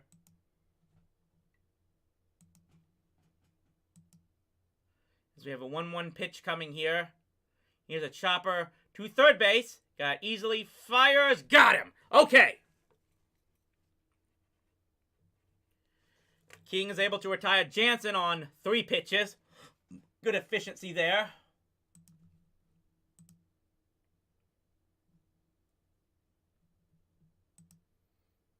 Look at John King here. Went 7-5 with a 3.52 ERA for the Rangers last year out of the bullpen. Ended up seeing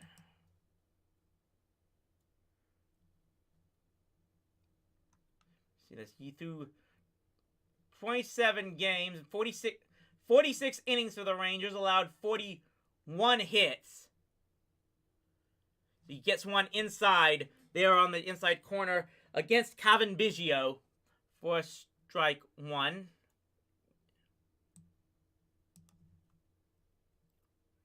Low weight in there, and Biggio's not going to be chasing that one. King last season for the Rangers, I said, gave up 18 earned runs on 41 hits, walked 12 in 46 innings, struck out 40. He does have the heat. And there's a shot foul down the first base line. Okay, you like eggs? Good for you. Stuff like that. Just you know, I do welcome all comments, but you say stuff like that, that's gonna make me think you're sus. That's what the kids say now, right? One ball, 2 strike count coming here to Biggio, and he was not chasing. That was a pretty decent curveball slider that Biggio just wasn't chasing. Some decent. It's actually, we got a new guy here. It's Espinal. And he rockets it to shortstop. Fires. Did he get it in time? I believe he did. Okay. So we got one change here. So that was Espinal, who apparently has been brought in for Calhoun Biggio, and he grounds out to shortstop to be retired. That ball was in the dirt, but Lowe was able to scoop it up and make the play in time. So it's 2 up and 2 down now for John King, who's coming in here in relief of John Gray, who ended up giving 3 runs in 4 innings. Retired the first 7 batters he faced, and then proceeded to give up base runners to 5 of his next 6 after that. His first pitch to Springer just misses low for ball 1.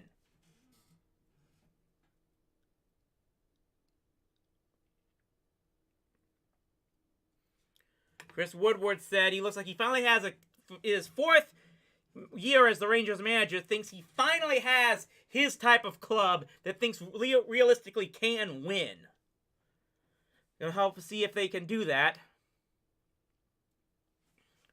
At the moment, John King he's got hope for John King and the Rangers bullpen can hang on for this win. I think if King gets out of this inning, he will now be the possible recipient of the win. To wait and see on that. He is behind 3 balls with no strikes to George Springer, who drew a walk his last time up as well. Strike 1, he's able to get that one.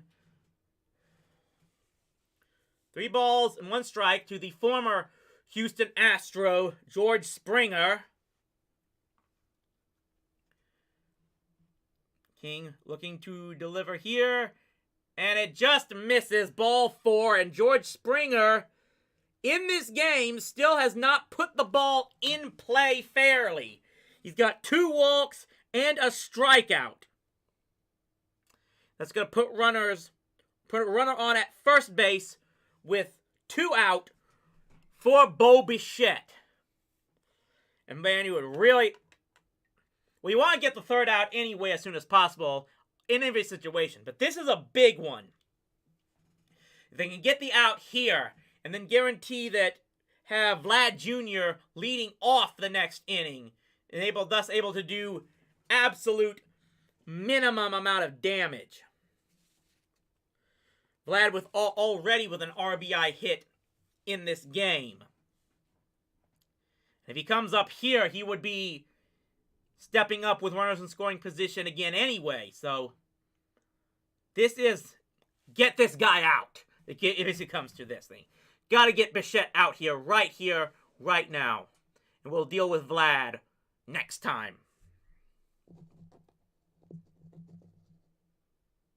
That one misses. It's 1 ball and 1 strike now to Bo Bichette. And yes, I'm sure there's lots of Boba Fett jokes in regards to him already in this series ever since he's come in. 1-1 pitch is a shot into right field for a base hit. That's probably going to put the runner on at third base as he slides in. And this is exactly what the Rangers did not want again.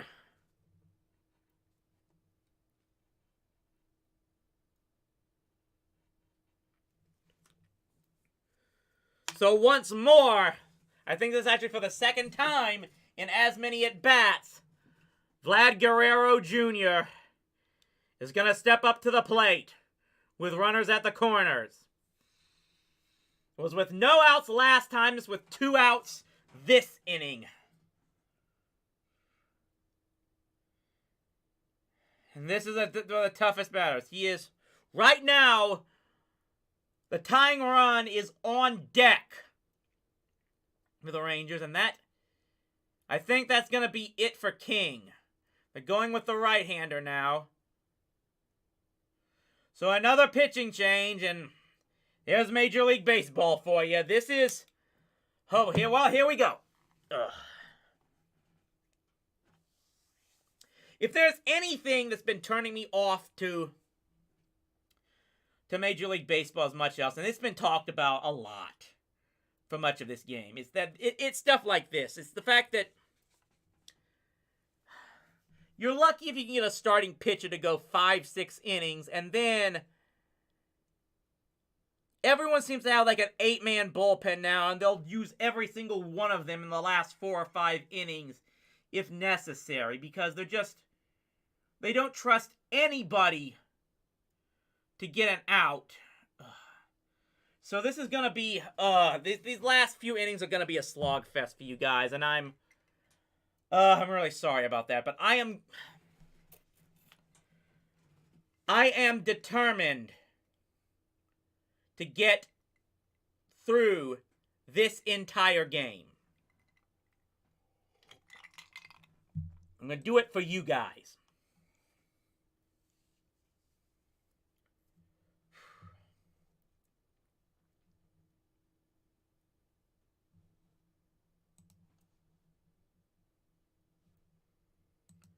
We've got another pitching change coming here for the Rangers as John King came on, got the first 2 hitters, but then a walk to George Springer, and now the hit the single off of Bo Bichette has put runners on at the corners, 2 outs, and Vlad Guerrero Jr. up.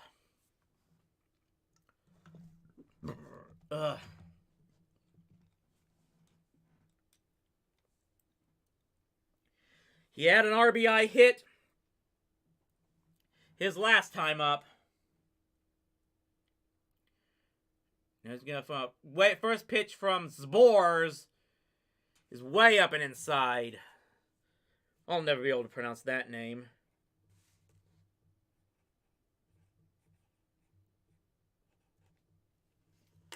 Josh Zbors had a 3.97 ERA in 63 games last year.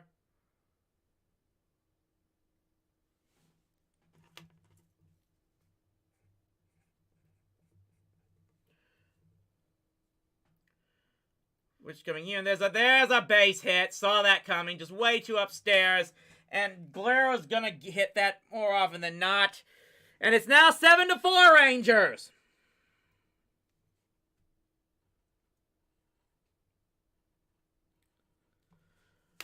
The This is kind of what I was afraid of. They scored 7 runs. They're going to need every single one of them. Even then, it might not be enough. Just inside out of that pitch and went the other way with it. Vlad Guerrero Jr. is one of the guys in baseball that you can't shift on because he knows how to hit. You just can't allow him to get put in a situation where he has the chance to drive in runners. And he's now driven in 2 in this game. That's going to bring up Hernandez. Again, had the best batting average with men in scoring position in the entire American League last season. Swings at this one and fouls it into the stands behind first base.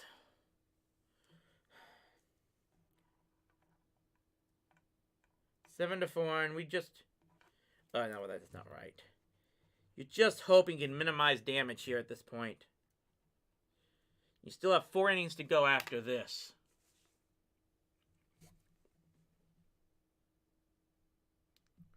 Oh, no balls, 1 strike to Hernandez, who's 0 for 1, but drew a walk his last time up.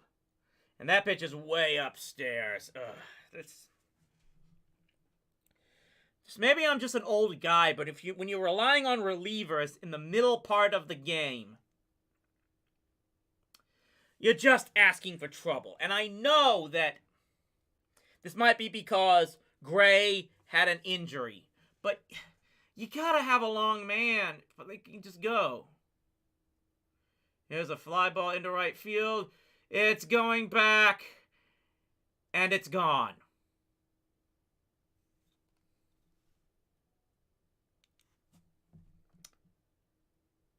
Hernandez ties the game with a 3-1 homer.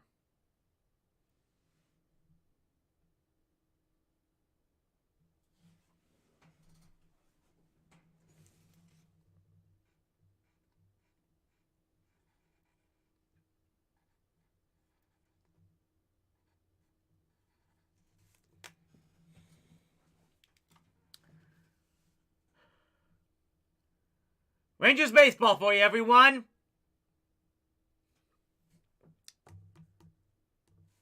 Seven runs in the first 4 innings. And they couldn't hold it.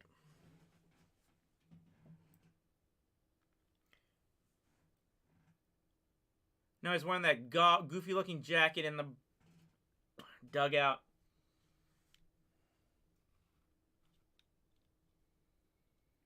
7-7. Just all blown up right now.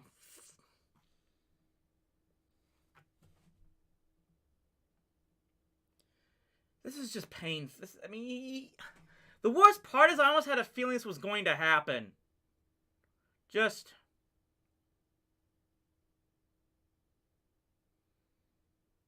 You do get a grounder to third base to end the inning. But it's been done.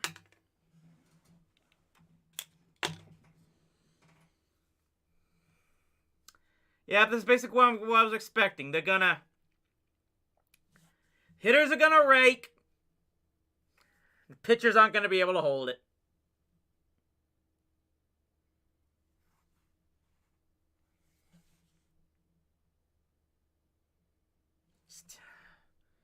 Again, like I was trying to say.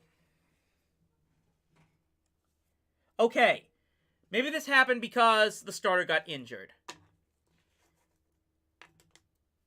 You gotta have a guy that says, look, we're putting you in. You gotta get at least the next 3 or 4 innings and finish this game. You gotta have someone to call out. If you have to go to the bullpen that early, especially because of an injury, you gotta have a guy that says, that you say, look, we need you to pitch 3-4 innings out of the bullpen. And it just gets way too cute. They used 2 pitchers in that 5th inning. Got the first 2 batters. And then it all went to crap.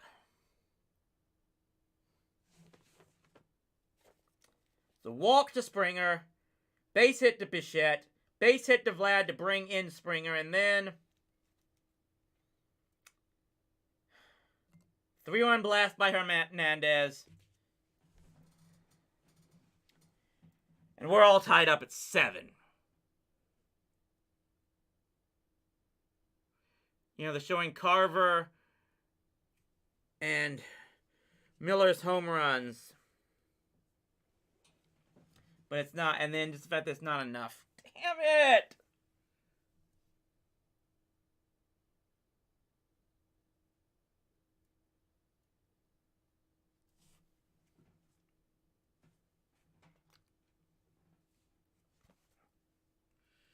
Just don't know what. And now you're seeing the dark side of me. You guys damn phone while playing the field. You freaking kidding me? Brad Miller steps up here in the top of the 6th inning.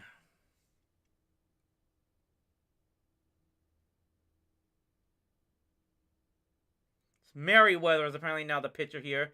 As Miller grounds out to first. 1 out.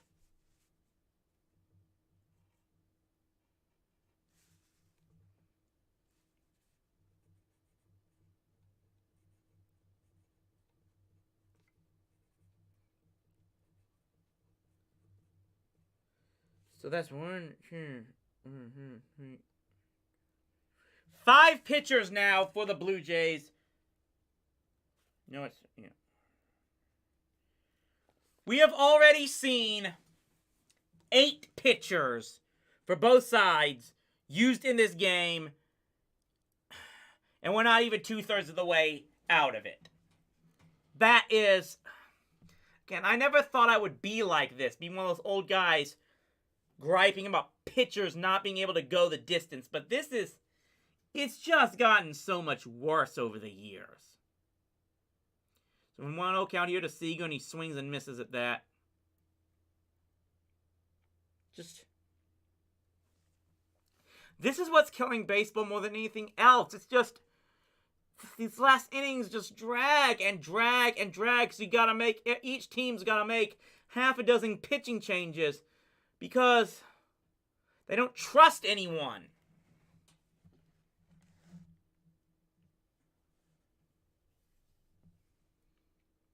Like,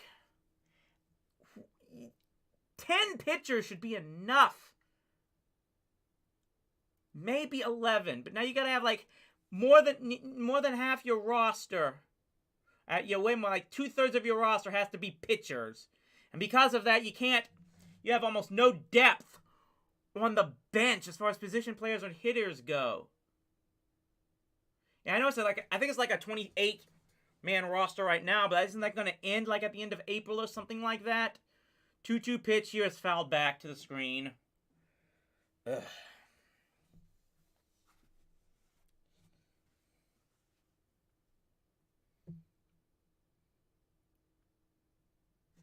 See, the number one problem is that there were reasons where they were finally able to develop good pitching 10, 11 years ago.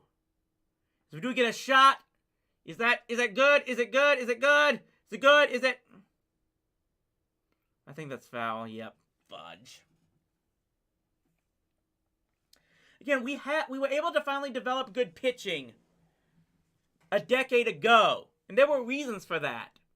And then they basically ran out the guys who made them able to develop young pitching and everything. And everything just went to crap after that. Here's a shot into... No, it's a shallow pop fly right at the shortstop.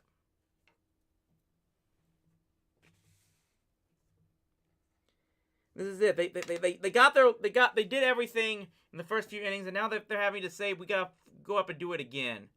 Seeger is now stepping up, as Brad Miller and Marcus Semien both are unable to hit the ball out of the infield in this inning. It really says so that they're being told they have to go and do it all over again. After they gave them 7 runs to start this game. Is this a shot? Is it good enough? Come on! Come on! Come on! No!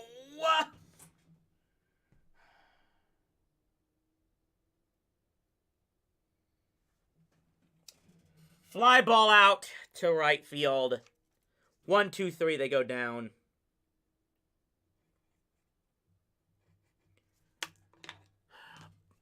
Be right back, guys.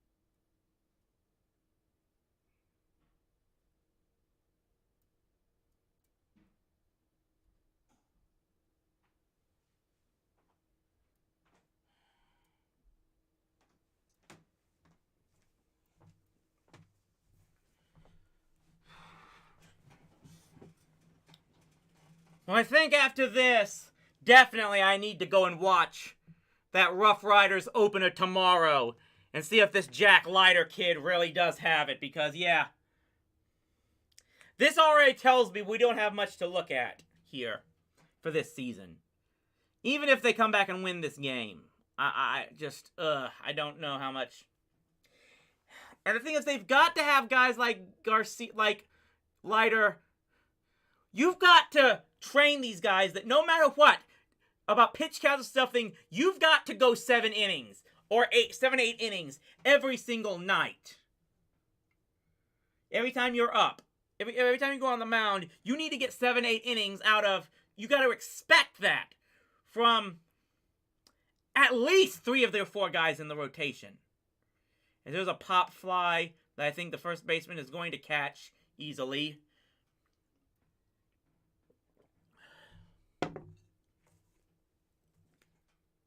Was Alejandro Kirk flying out to Nate Lowe at first base. Why did I have to say Mark Lowe? God, I don't want that memory. Ugh.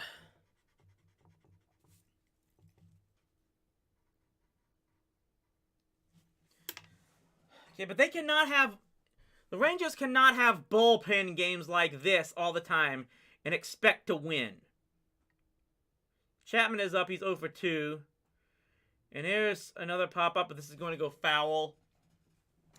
Back behind the third base into the stands.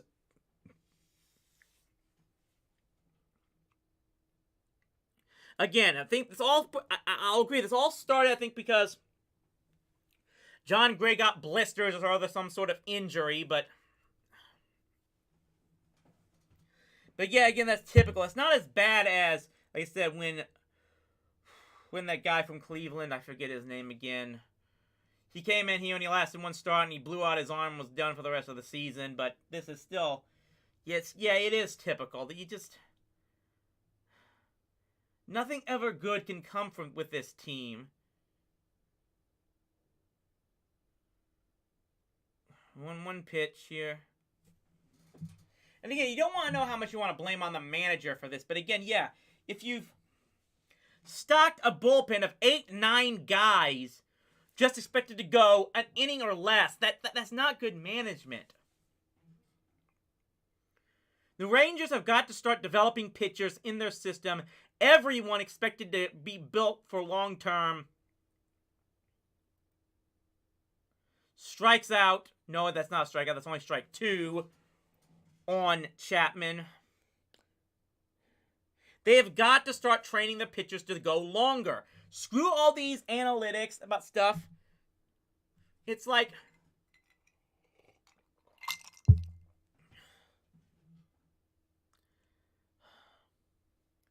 2-2 pitch coming here to Chapman. Believe me, I got more ranting to come here, as that's way upstairs. Ugh. Gotta go after these guys.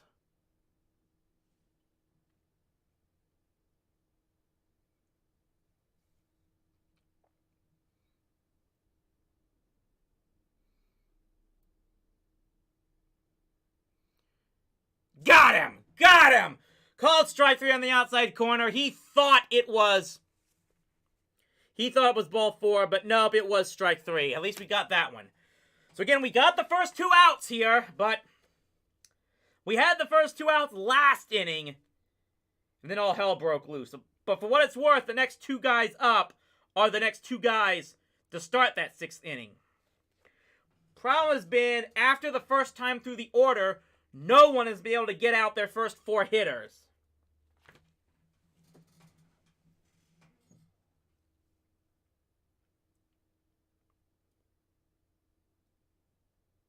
Check swing there.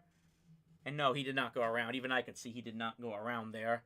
So that's ball 1 on Jansen. He's 1 for 2 in this game.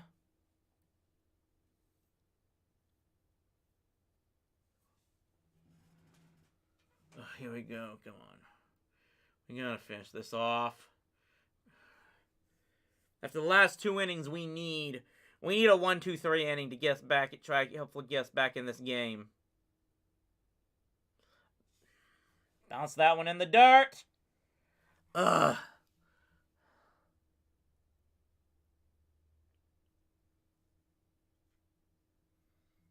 Come on.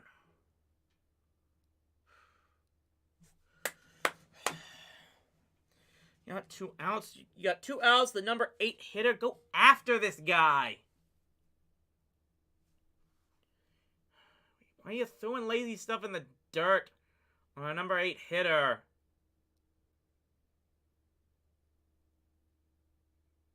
And that one just misses. It's when you throw stuff in the dirt like that, you end up not getting the calls on the close pitches like that. I'm so one of the guys. You gotta earn your strikes sometimes. And now you've got a 3-0 count, which is exactly how the last rally in the last inning started. And he draws the walk there. Second straight inning. The Rangers walk a batter with 2 out and nobody on base. It's going to be up to... It's going to be up to Espinal, I believe, who was relieved Biggio. One batter on with 2 outs. I'm hoping I can bring some other guys in for some of these streams. I might just you don't have to listen to just me talking here. Maybe some other guys will be able to do so. Does get strike 1 on Espinal. That's good. Bad news is now, even if they get this guy, even if they get Espinal, the Jays are going to have the top of the order up next inning, and that is...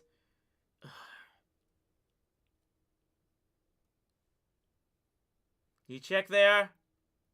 I don't think he did, no.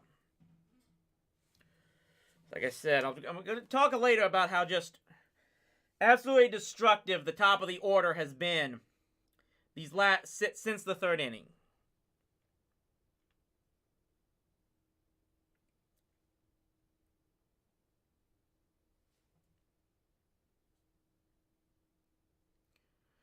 We got 1 ball and 1 strike count here on Espinal.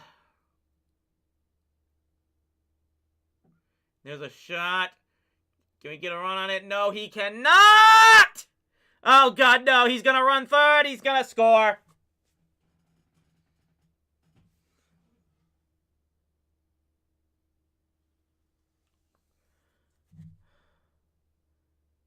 The number 9 hitter, who didn't even start this game, doubles in the go-ahead run for Toronto.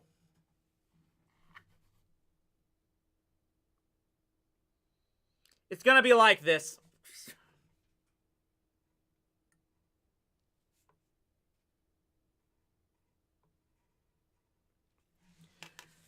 And now comes Springer, who's walked his last 2 times up. Let me just recap exactly everything that's happened here.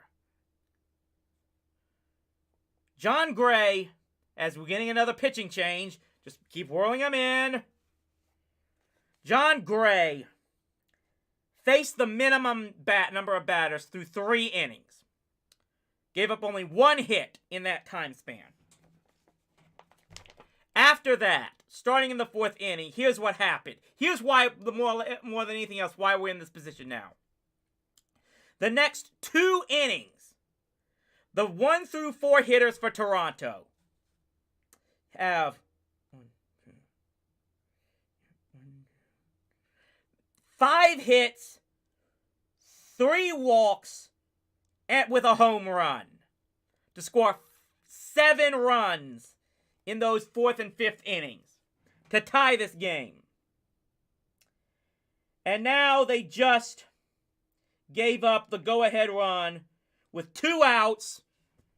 Sborz walks the number 8 hitter and gives up a double to a guy who pinch hit for the number 9 hitter in the last inning. This is... And again, this is... I know this basically happened because of the injury. Like, Jon Gray probably... What they weren't planning on bringing Jon Gray out at that time. He had some kind of blister or injury, some finger injury or something like that. But this is Major League Baseball for you nowadays. It just frustrates me. They look at... these general managers put out all these analytics and stats and saying, well, you can't trust the starter to go more than facing the order twice. They're gonna get it. Once the starter has to go through the order, he has to be relieved. He has to come out and bring in the bullpen. But if you're saying that, well, the bullpen can't get anyone out either, so what's the point? So it's just... It's like no matter what happens, the second half of a game is going to be just slugfest after another. Because you have to keep bringing in relievers who can never get anybody out. Because apparently you think the starters can't get anyone out after facing the order twice.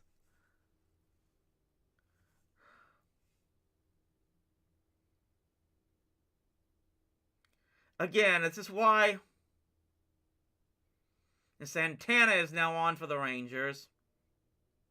Dennis Santana, 4.28 ERA in 55 games, 54 and 2/3 innings pitched last season.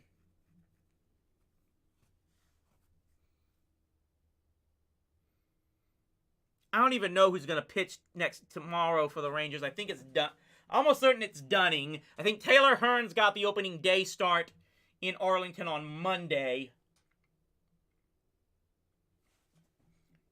But they're gonna need that.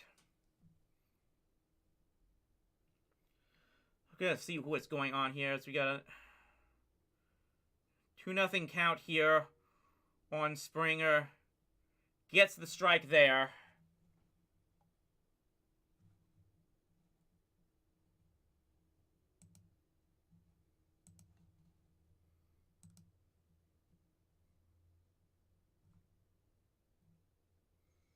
Martin Perez going to be another starter in there. Chops a foul there, so he gets the count even at 2 balls and 2 strikes.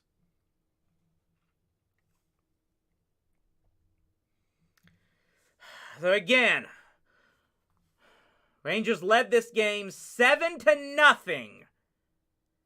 And now they're down 8-7. Because apparent injury to opening day starter Jon Gray forced them to have to go to their bullpen, and just they can't trust anyone. You're seeing already, it looks like we're not going to be able to trust anyone in this bullpen again. And there's a wild pitch. Looks like the runner was going to second base anyway. I don't know if he stole there, but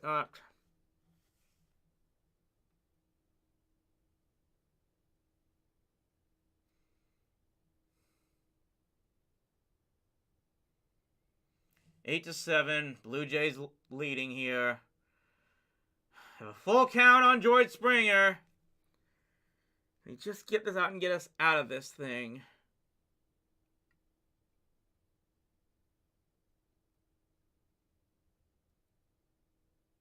Nope. No, he can! Yes! Springer goes down to his knees to argue that call, but he got the call, third strike. And we are out of this. But not before they give up the go-ahead run, and the Rangers now trail this game 8-7. Who the hell are we going to start? Like I said, Taylor Hearn is going to start opening day. Expect Dane Dunning to probably start tomorrow, if not then Sunday.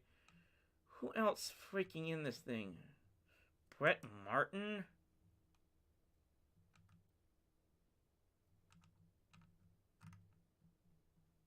No, Brett Martin's a reliever. He didn't start.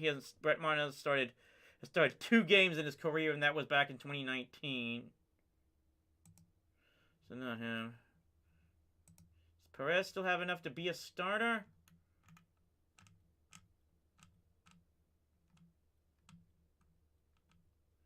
In Boston last year, he started 22 games out of 36 appearances. Right, so now I would guess it's going to be Dunning and Perez the next 2 games, one way or the other, with Taylor Hearn starting on Monday. Who else? No, not Dennis Santana. He's just on there. John King, Marky Ramirez, Spencer Howard, Greg Holland. No starts for Greg Holland. Spencer Howard.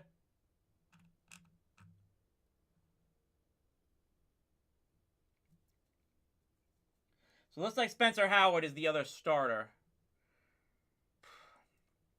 And he posted a 7.43 ERA last season.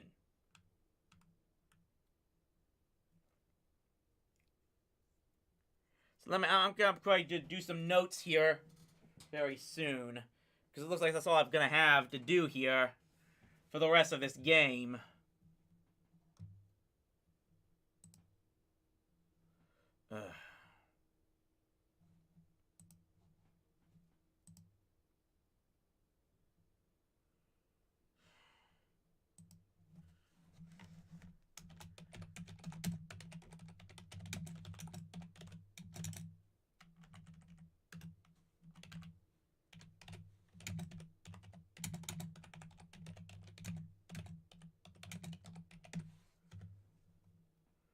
Yeah, I gotta respond to that one from Duke.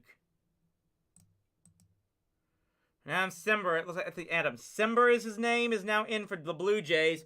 We've got Mitch Garver up, who they haven't gotten him out this game so far. He's 2 for 2 with a home run plus a walk.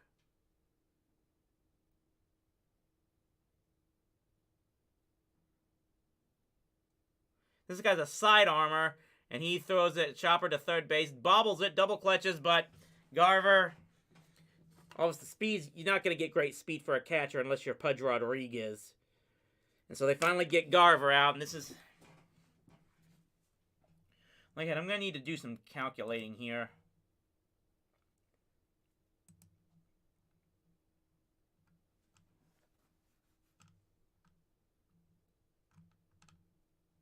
So what was John Gray's ERA last season?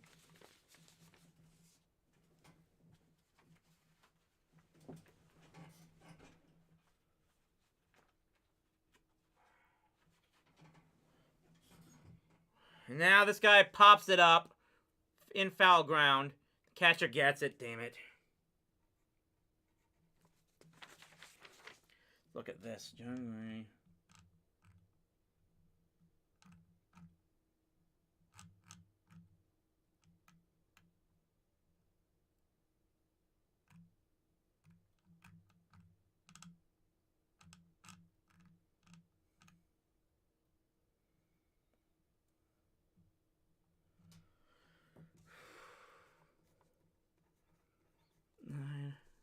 Garcia's up now.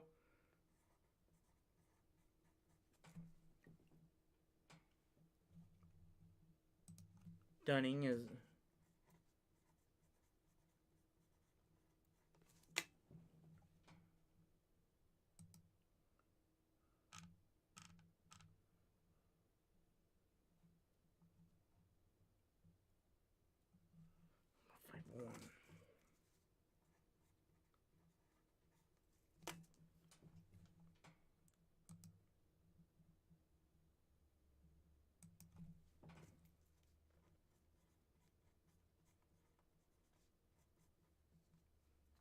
Two up, but here chops it foul.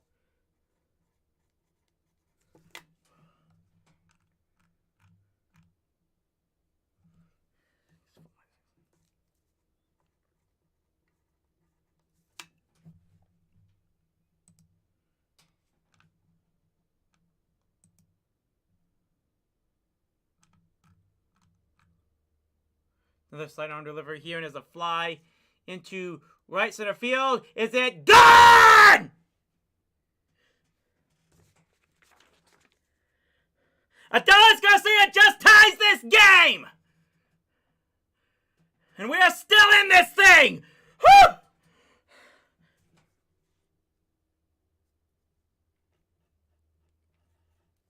Two-out home run by Adolis Garcia, and it is now 8-8. Whew. Able to get that man for us. Yeah, that sidearm pitch just went way up, two up high, and was able to opposite field that one, just clearing the right center field wall, and we are tied again. Ugh.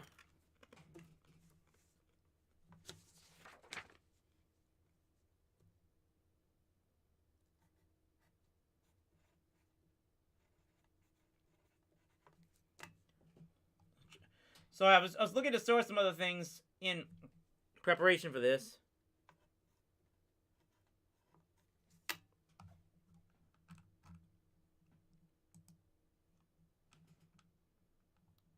Spencer Howard is the only one who's...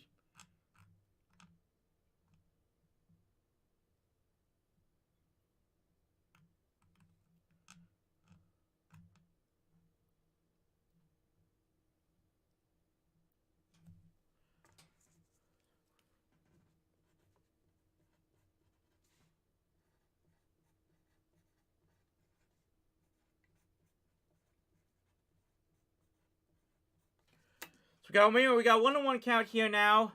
Another sidearm delivery misses way outside for ball 2. As Cole Calhoun is now up. Kind of wish I was more excited out of that home run, but I was busy with doing some other stuff here. Research about being up on the next break as we get to the stretch. 2-1 pitch here.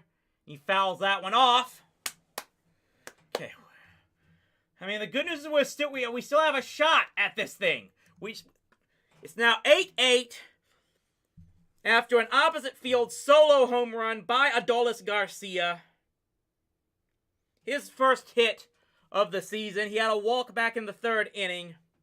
Now Cole Calhoun, who's 0 for 2 with being hit by a pitch as well, has a 2-2 pitch coming here, and he fouls that one off. Whew. What's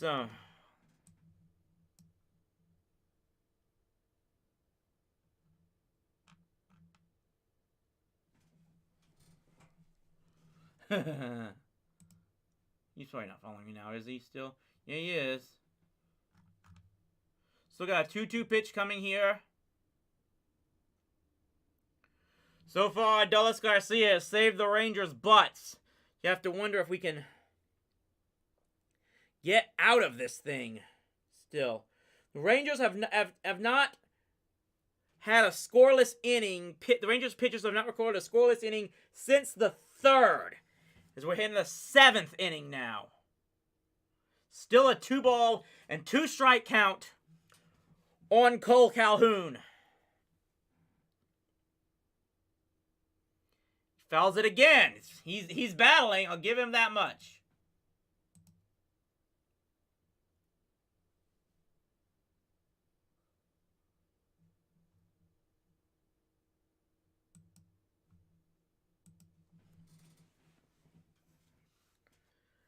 Apparently, people are watching the Mavericks tonight, and I don't know if I could completely blame them. I just, especially with this so far, but man,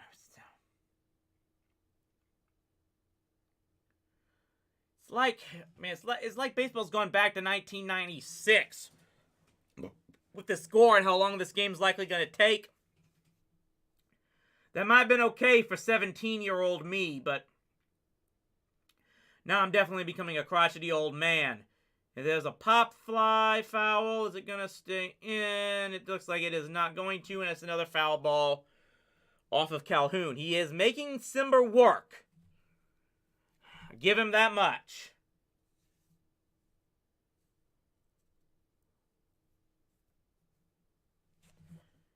Said, I don't know, this stream may not have been that much. I know there's not many people tuning in, but I'm just going to keep going at it and hopefully continue to bring you guys more and more stuff to use as we go on.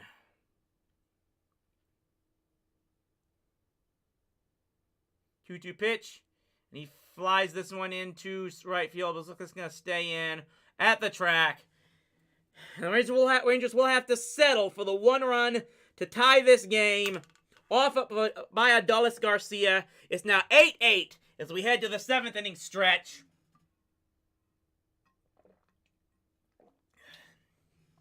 So here's what I managed to figure out.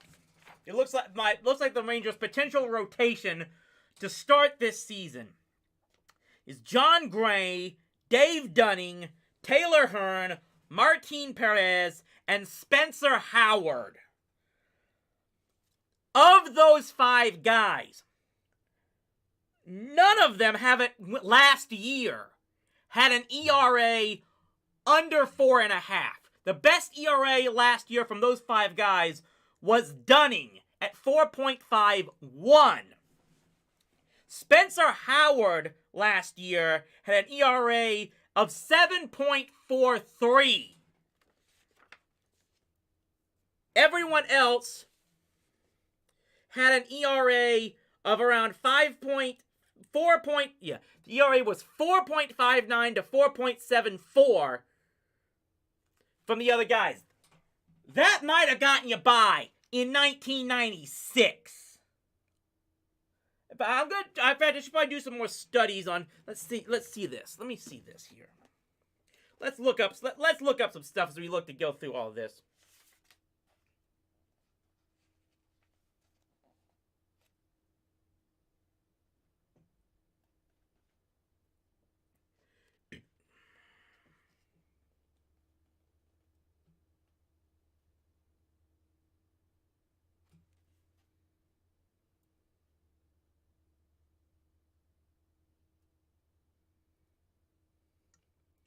Yeah, their best pitcher was Kyle Gibson, and I don't think he's even on the team this year.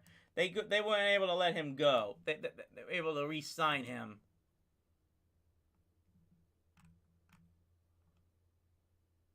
Is Colby Allard probably going to be in there? Let's call me out.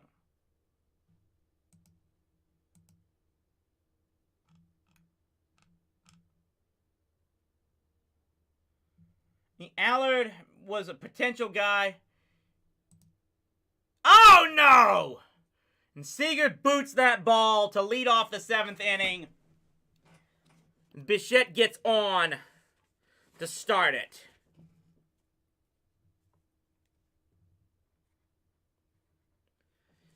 Please don't do that very often, Seeger. No, come on. I'm thinking of Lou Brown here. What's with this Olay crap? You gotta two-hand that thing.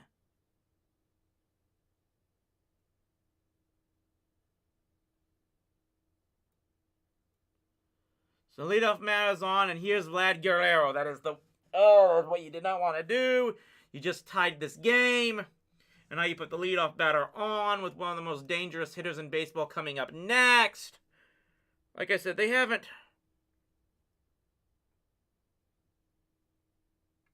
It's a fly ball, deep, center.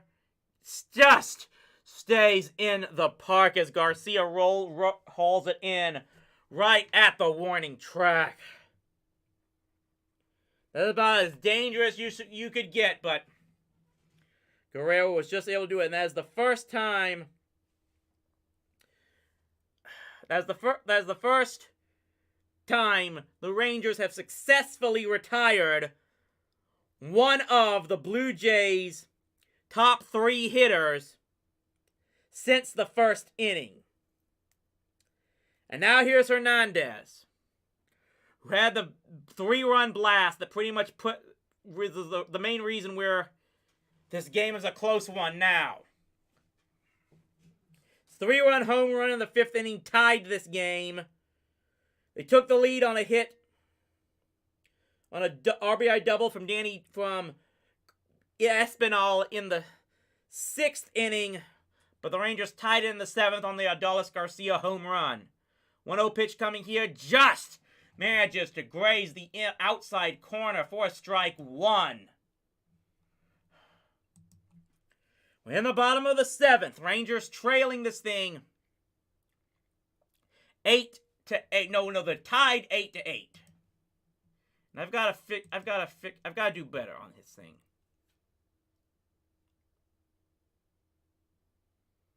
Strike 2. Caused Fernandez to buckle his knees at not liking what the call is, but we're ahead of him now. I stopped even recording. It's Santana who's still on the mound for the Rangers.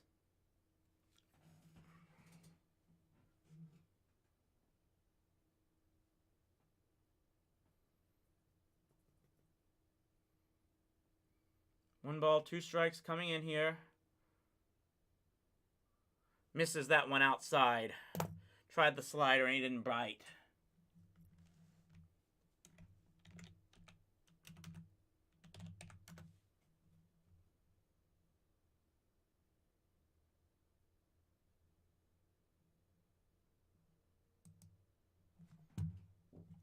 So 2-2 pitch coming here.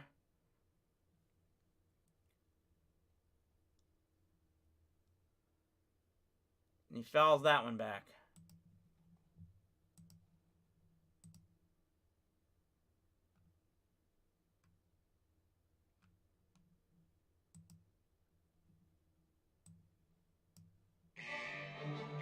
Sorry.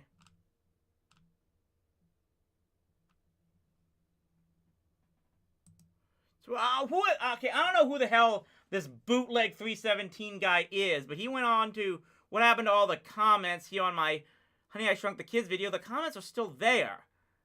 Got a 2-2 pitch coming here. And that one misses for the count. Arizona and San Diego are tied at 0 heading into the 3rd inning. The Cubs game against Milwaukee was postponed due to weather. I just read they had to do a whole bunch of rescheduling as a result of that. Yankees beat the Red Sox 6-5 in 11 innings. You know that game took 10 hours. Though we're not doing much better here.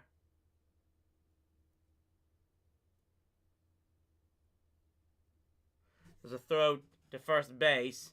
Just, okay, well, I mean, okay, there's one out, so maybe you want to keep that guy close, but let's not try to play that game so much, Garcia.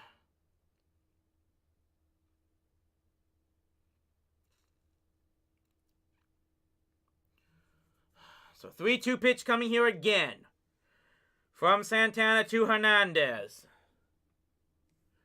He's already bammed the Rangers once in this game.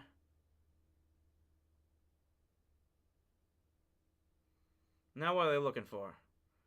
Umpires are doing something.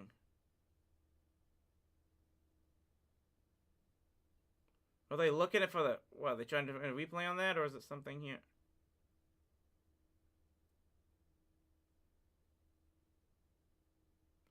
Is it a problem with their equipment or something? They got... Oh boy, this is the kind of stuff Jeff Fry just waiting on to probably... So they are looking at a replay. Okay, so they are looking at a replay as to whether or not they got the guy at... Ooh, and that's pretty close. Yeah, looks like he may have gotten... Look, like Lowe's glove got him on the back end, got him on the rear before he swung in. So they are looking to replay. They are checking a replay to see if the pickoff attempt was successful. Now, obviously, this is being done and the main office is probably in New York, as it looks like the umpires are just looking through, or looking at, just waiting and listening through their headsets. I don't know if this was a challenge or not.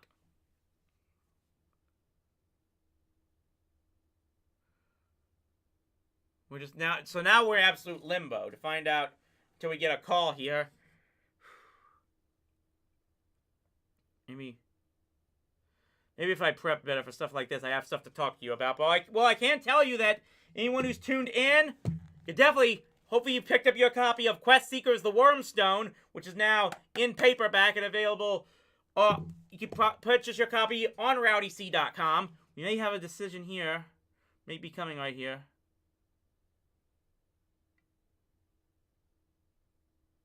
The runner is out, it looks like. We have video replay here. The umpire did not just signal for an out, but I could read his lips. I do have the stream muted to avoid any copyright issues, but he says the runner is out, so that's a 1-3. Bo Bichette is recorded out. And now now all of a sudden, we go to 2 outs and nobody on base with a 3-2 pitch coming here with Hernandez. And he gets ball 4. Go figure.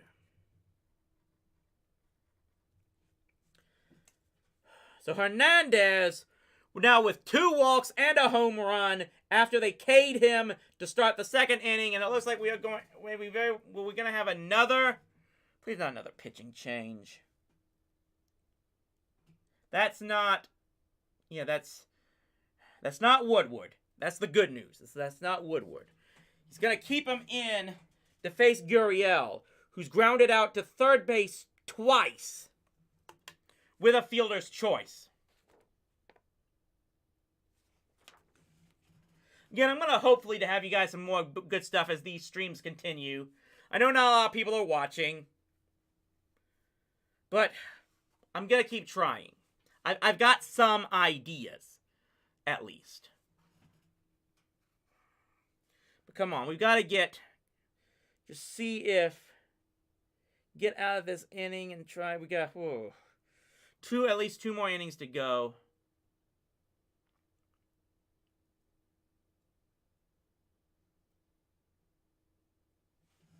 And this is the problem. If this game goes to extra innings, how many guys are going to burn through? How many relievers are they going to burn through?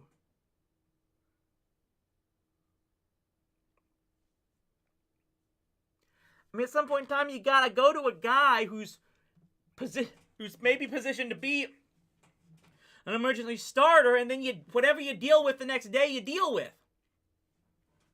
This is why you've got to have pitchers that almost everyone needs to be trained to, someday there's going to be a time where even you come out of the bullpen, you got to be expected to go 5 innings maybe. I mean, that was what happened in that whole 77 series of the Yankees and the Royals, might talk about later on. Got a 2-0 count here, and now it's a 2-1 count. So that managed just to get the outside corner. Why? Why do I always say that? I always get it wrong. I say, am I ass backwards? I say inside when it's outside corner. I say left field when it's right field. What is wrong with me? Ugh. So it's 2-1 on 2-1 on Gurriel.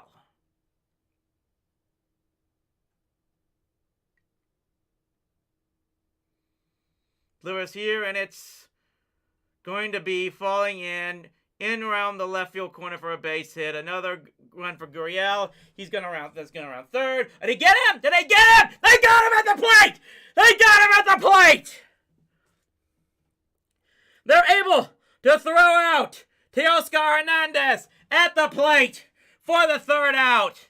And we get out of this inning.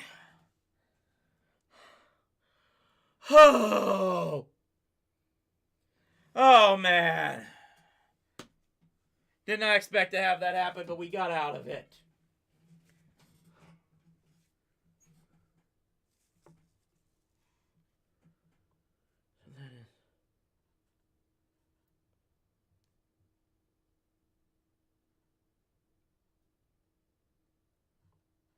That's probably a double.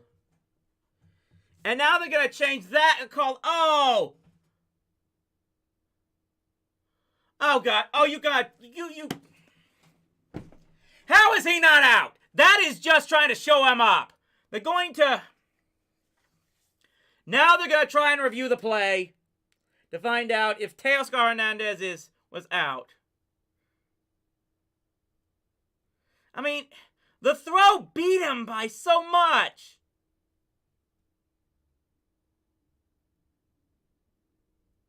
How? How is he safe?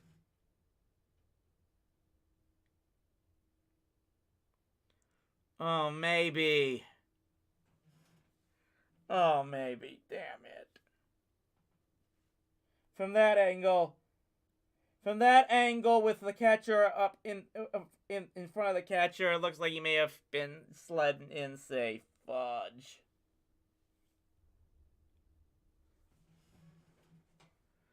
Oh, gee.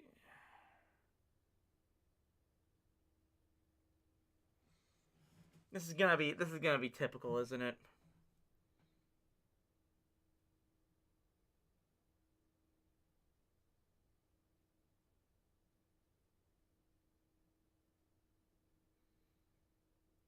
And they probably need indisputable evidence to overturn it, but for that one angle, he may have been in. He may have got it in.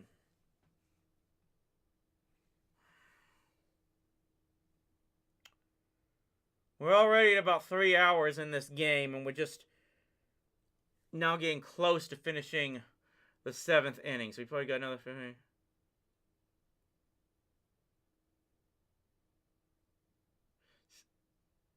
Well, it's safe. They think they said it.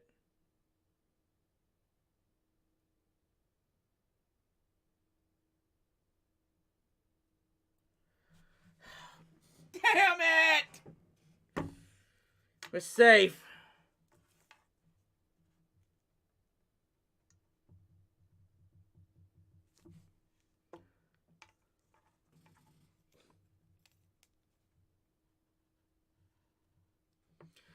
So the call gets overturned, and the runner was safe.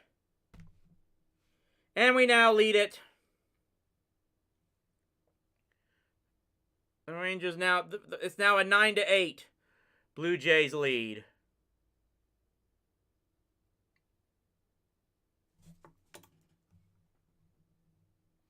And they have a runner at third base now on that fielder's choice.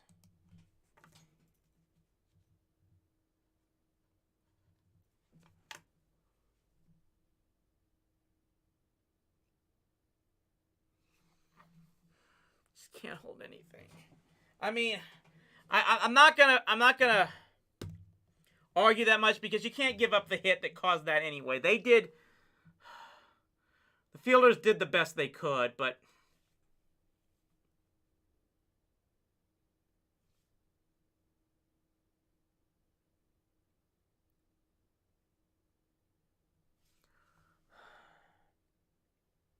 they tie the game only to give up the outs again. And they had 2 outs only to walk him and give up the double. That is the story. That is the Rangers for you.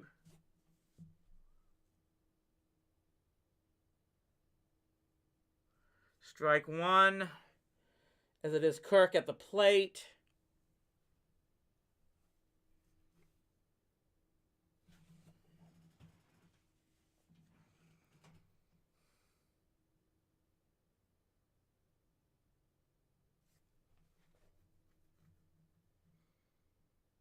Oh, no. No. No. No. Oh, leaping catch. Oh. Got the leaping catch in left field to end this inning.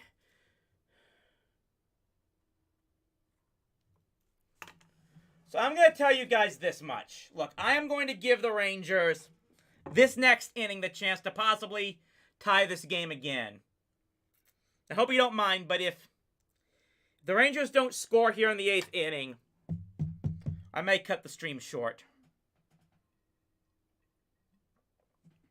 I'll keep watching, but I don't know if I can stay in this position very much longer. I'm getting tired. It just tells me to find a way to do this stream better for next time, because there will be another stream. I will be back here on Monday, one way or the other. Let you know what the rest of the schedule is planned for, at least for live streaming for this weekend. I'm going Saturday. I'm pretty much going to be out. I will be heading up to Frisco to watch the Rough Riders, and I believe it is Jack Leiter's first start of the season. Hopefully give me some hope. Next Sunday will be one Sunday I won't be streaming the game, but we should still have Rowdy live as normal, starting at 7 p.m. Central Time. It's coming Sunday. It's coming Sunday. And then Monday, we'll catch the Rangers home opening day for the Rangers.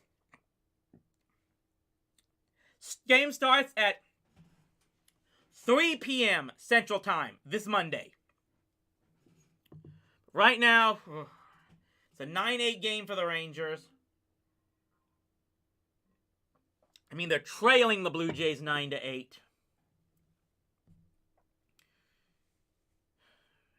And so far, this game, again, it's not just the fact that they're losing, but it's the fact that this is not just seems like what I expect for the Rangers all year, but expect from baseball all year.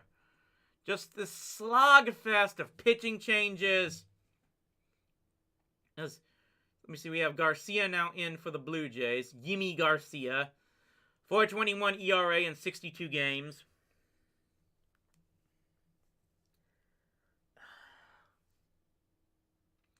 I'm definitely going to try a different position and a different location for Monday's stream. I'm looking at the wall in front I'm facing, and already thinking of things I can do with it. Do some straightening up over there, and then just hopefully I'll be able to fix something. First pitch is a curveball strike to Andy Ibanez. He's 0 for 3 in this game.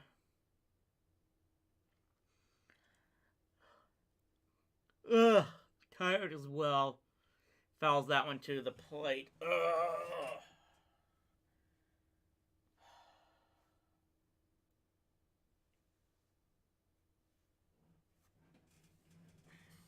I'll try to find some things to do in this stream as well. Like I said, I'm hoping to get some guys to call in, and we'll find things to talk about, perhaps.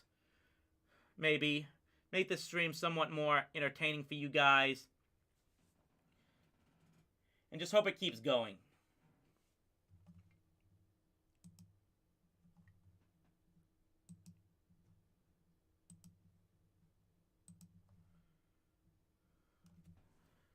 So it's a 1-2 count here, and that pitch is way outside for ball 2.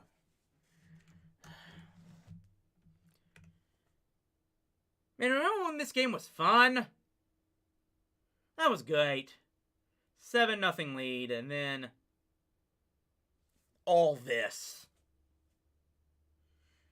Here's a skyfly. This might drop. This might drop. Nope. It's hauled in by Guerrero. Facing his back to the plate, he's able to bring it in.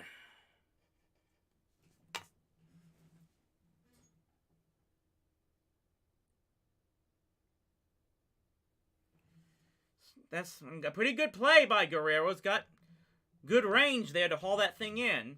Good for him.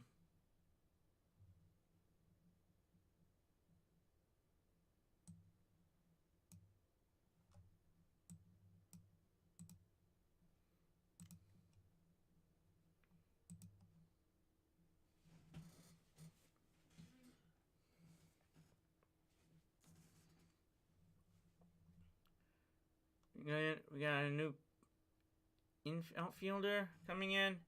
Maybe was he trying to fix something? We're in the 8th inning.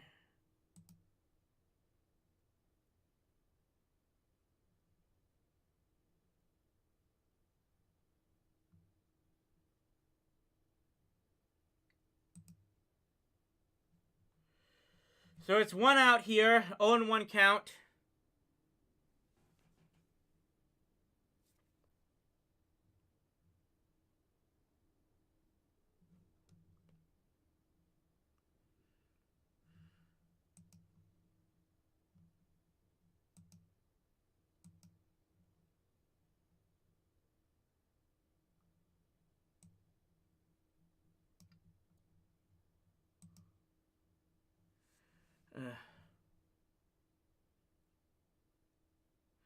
Is that shot here? No, it's going to be foul.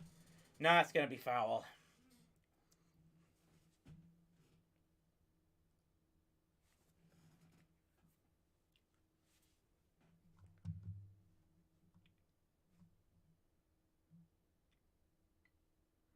It's 1 ball and 2 strike count now to Willie Calhoun. Just manages to lay off that one. Okay, so good there.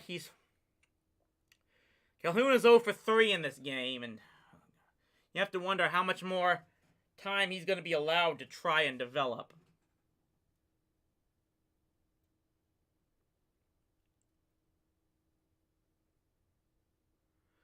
2-2 pitch coming here.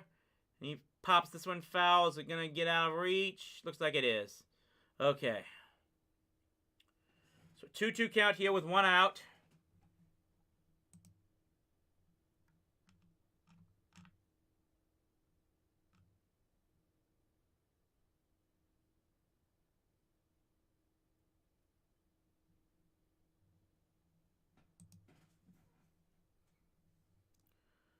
So it's 9-8.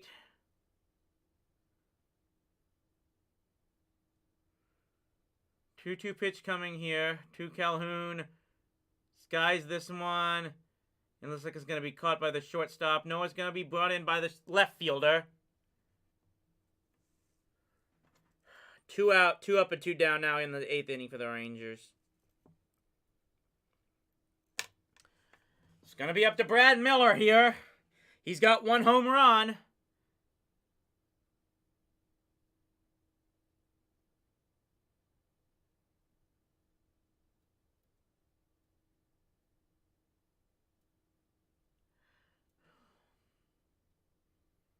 Man, this has been an up and down night completely.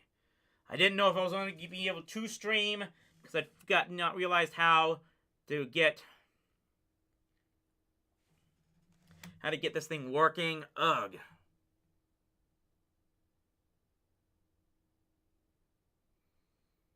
So here's Brad Miller. First pitch coming here.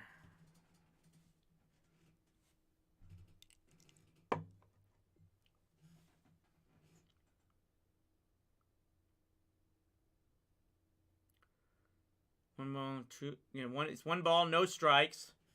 Ugh, I don't even know if he was watching now, but I really don't blame him. I have no energy here. Sore from sitting way too long. I'm gonna have to fix something very soon.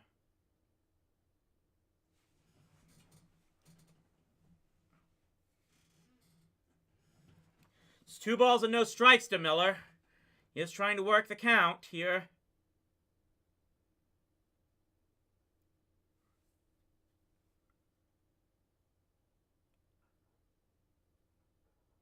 That's a strike. Right there on the outside corner. He's going to get that call for sure.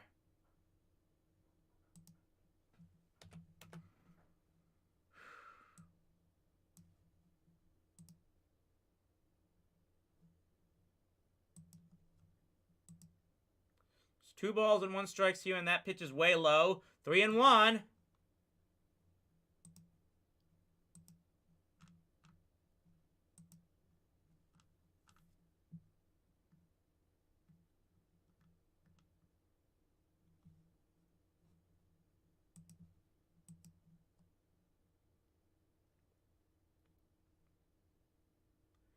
Foul fly.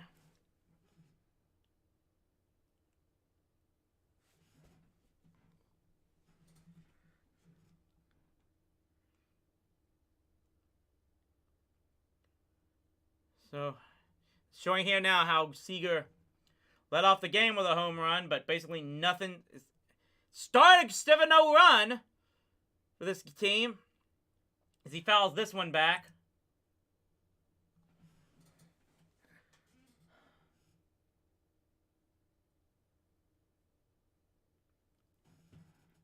And they're doing the freaking wave there in Toronto, despite having a 9-8 lead.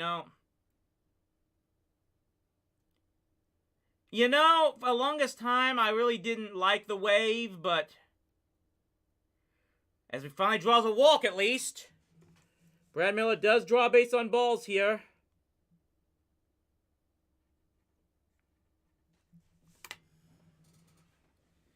It's gotten to the point where I don't like to do the wave, but with how ugly and with how dragging on the game is going now, part of me can't blame him for doing it anymore. No another conference on the mound.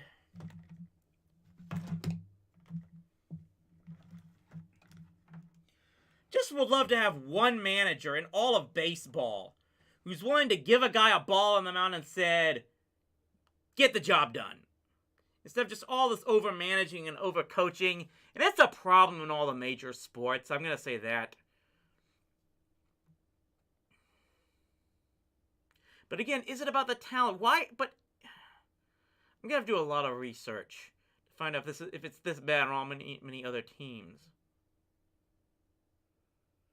There's a strike, 1 pitch.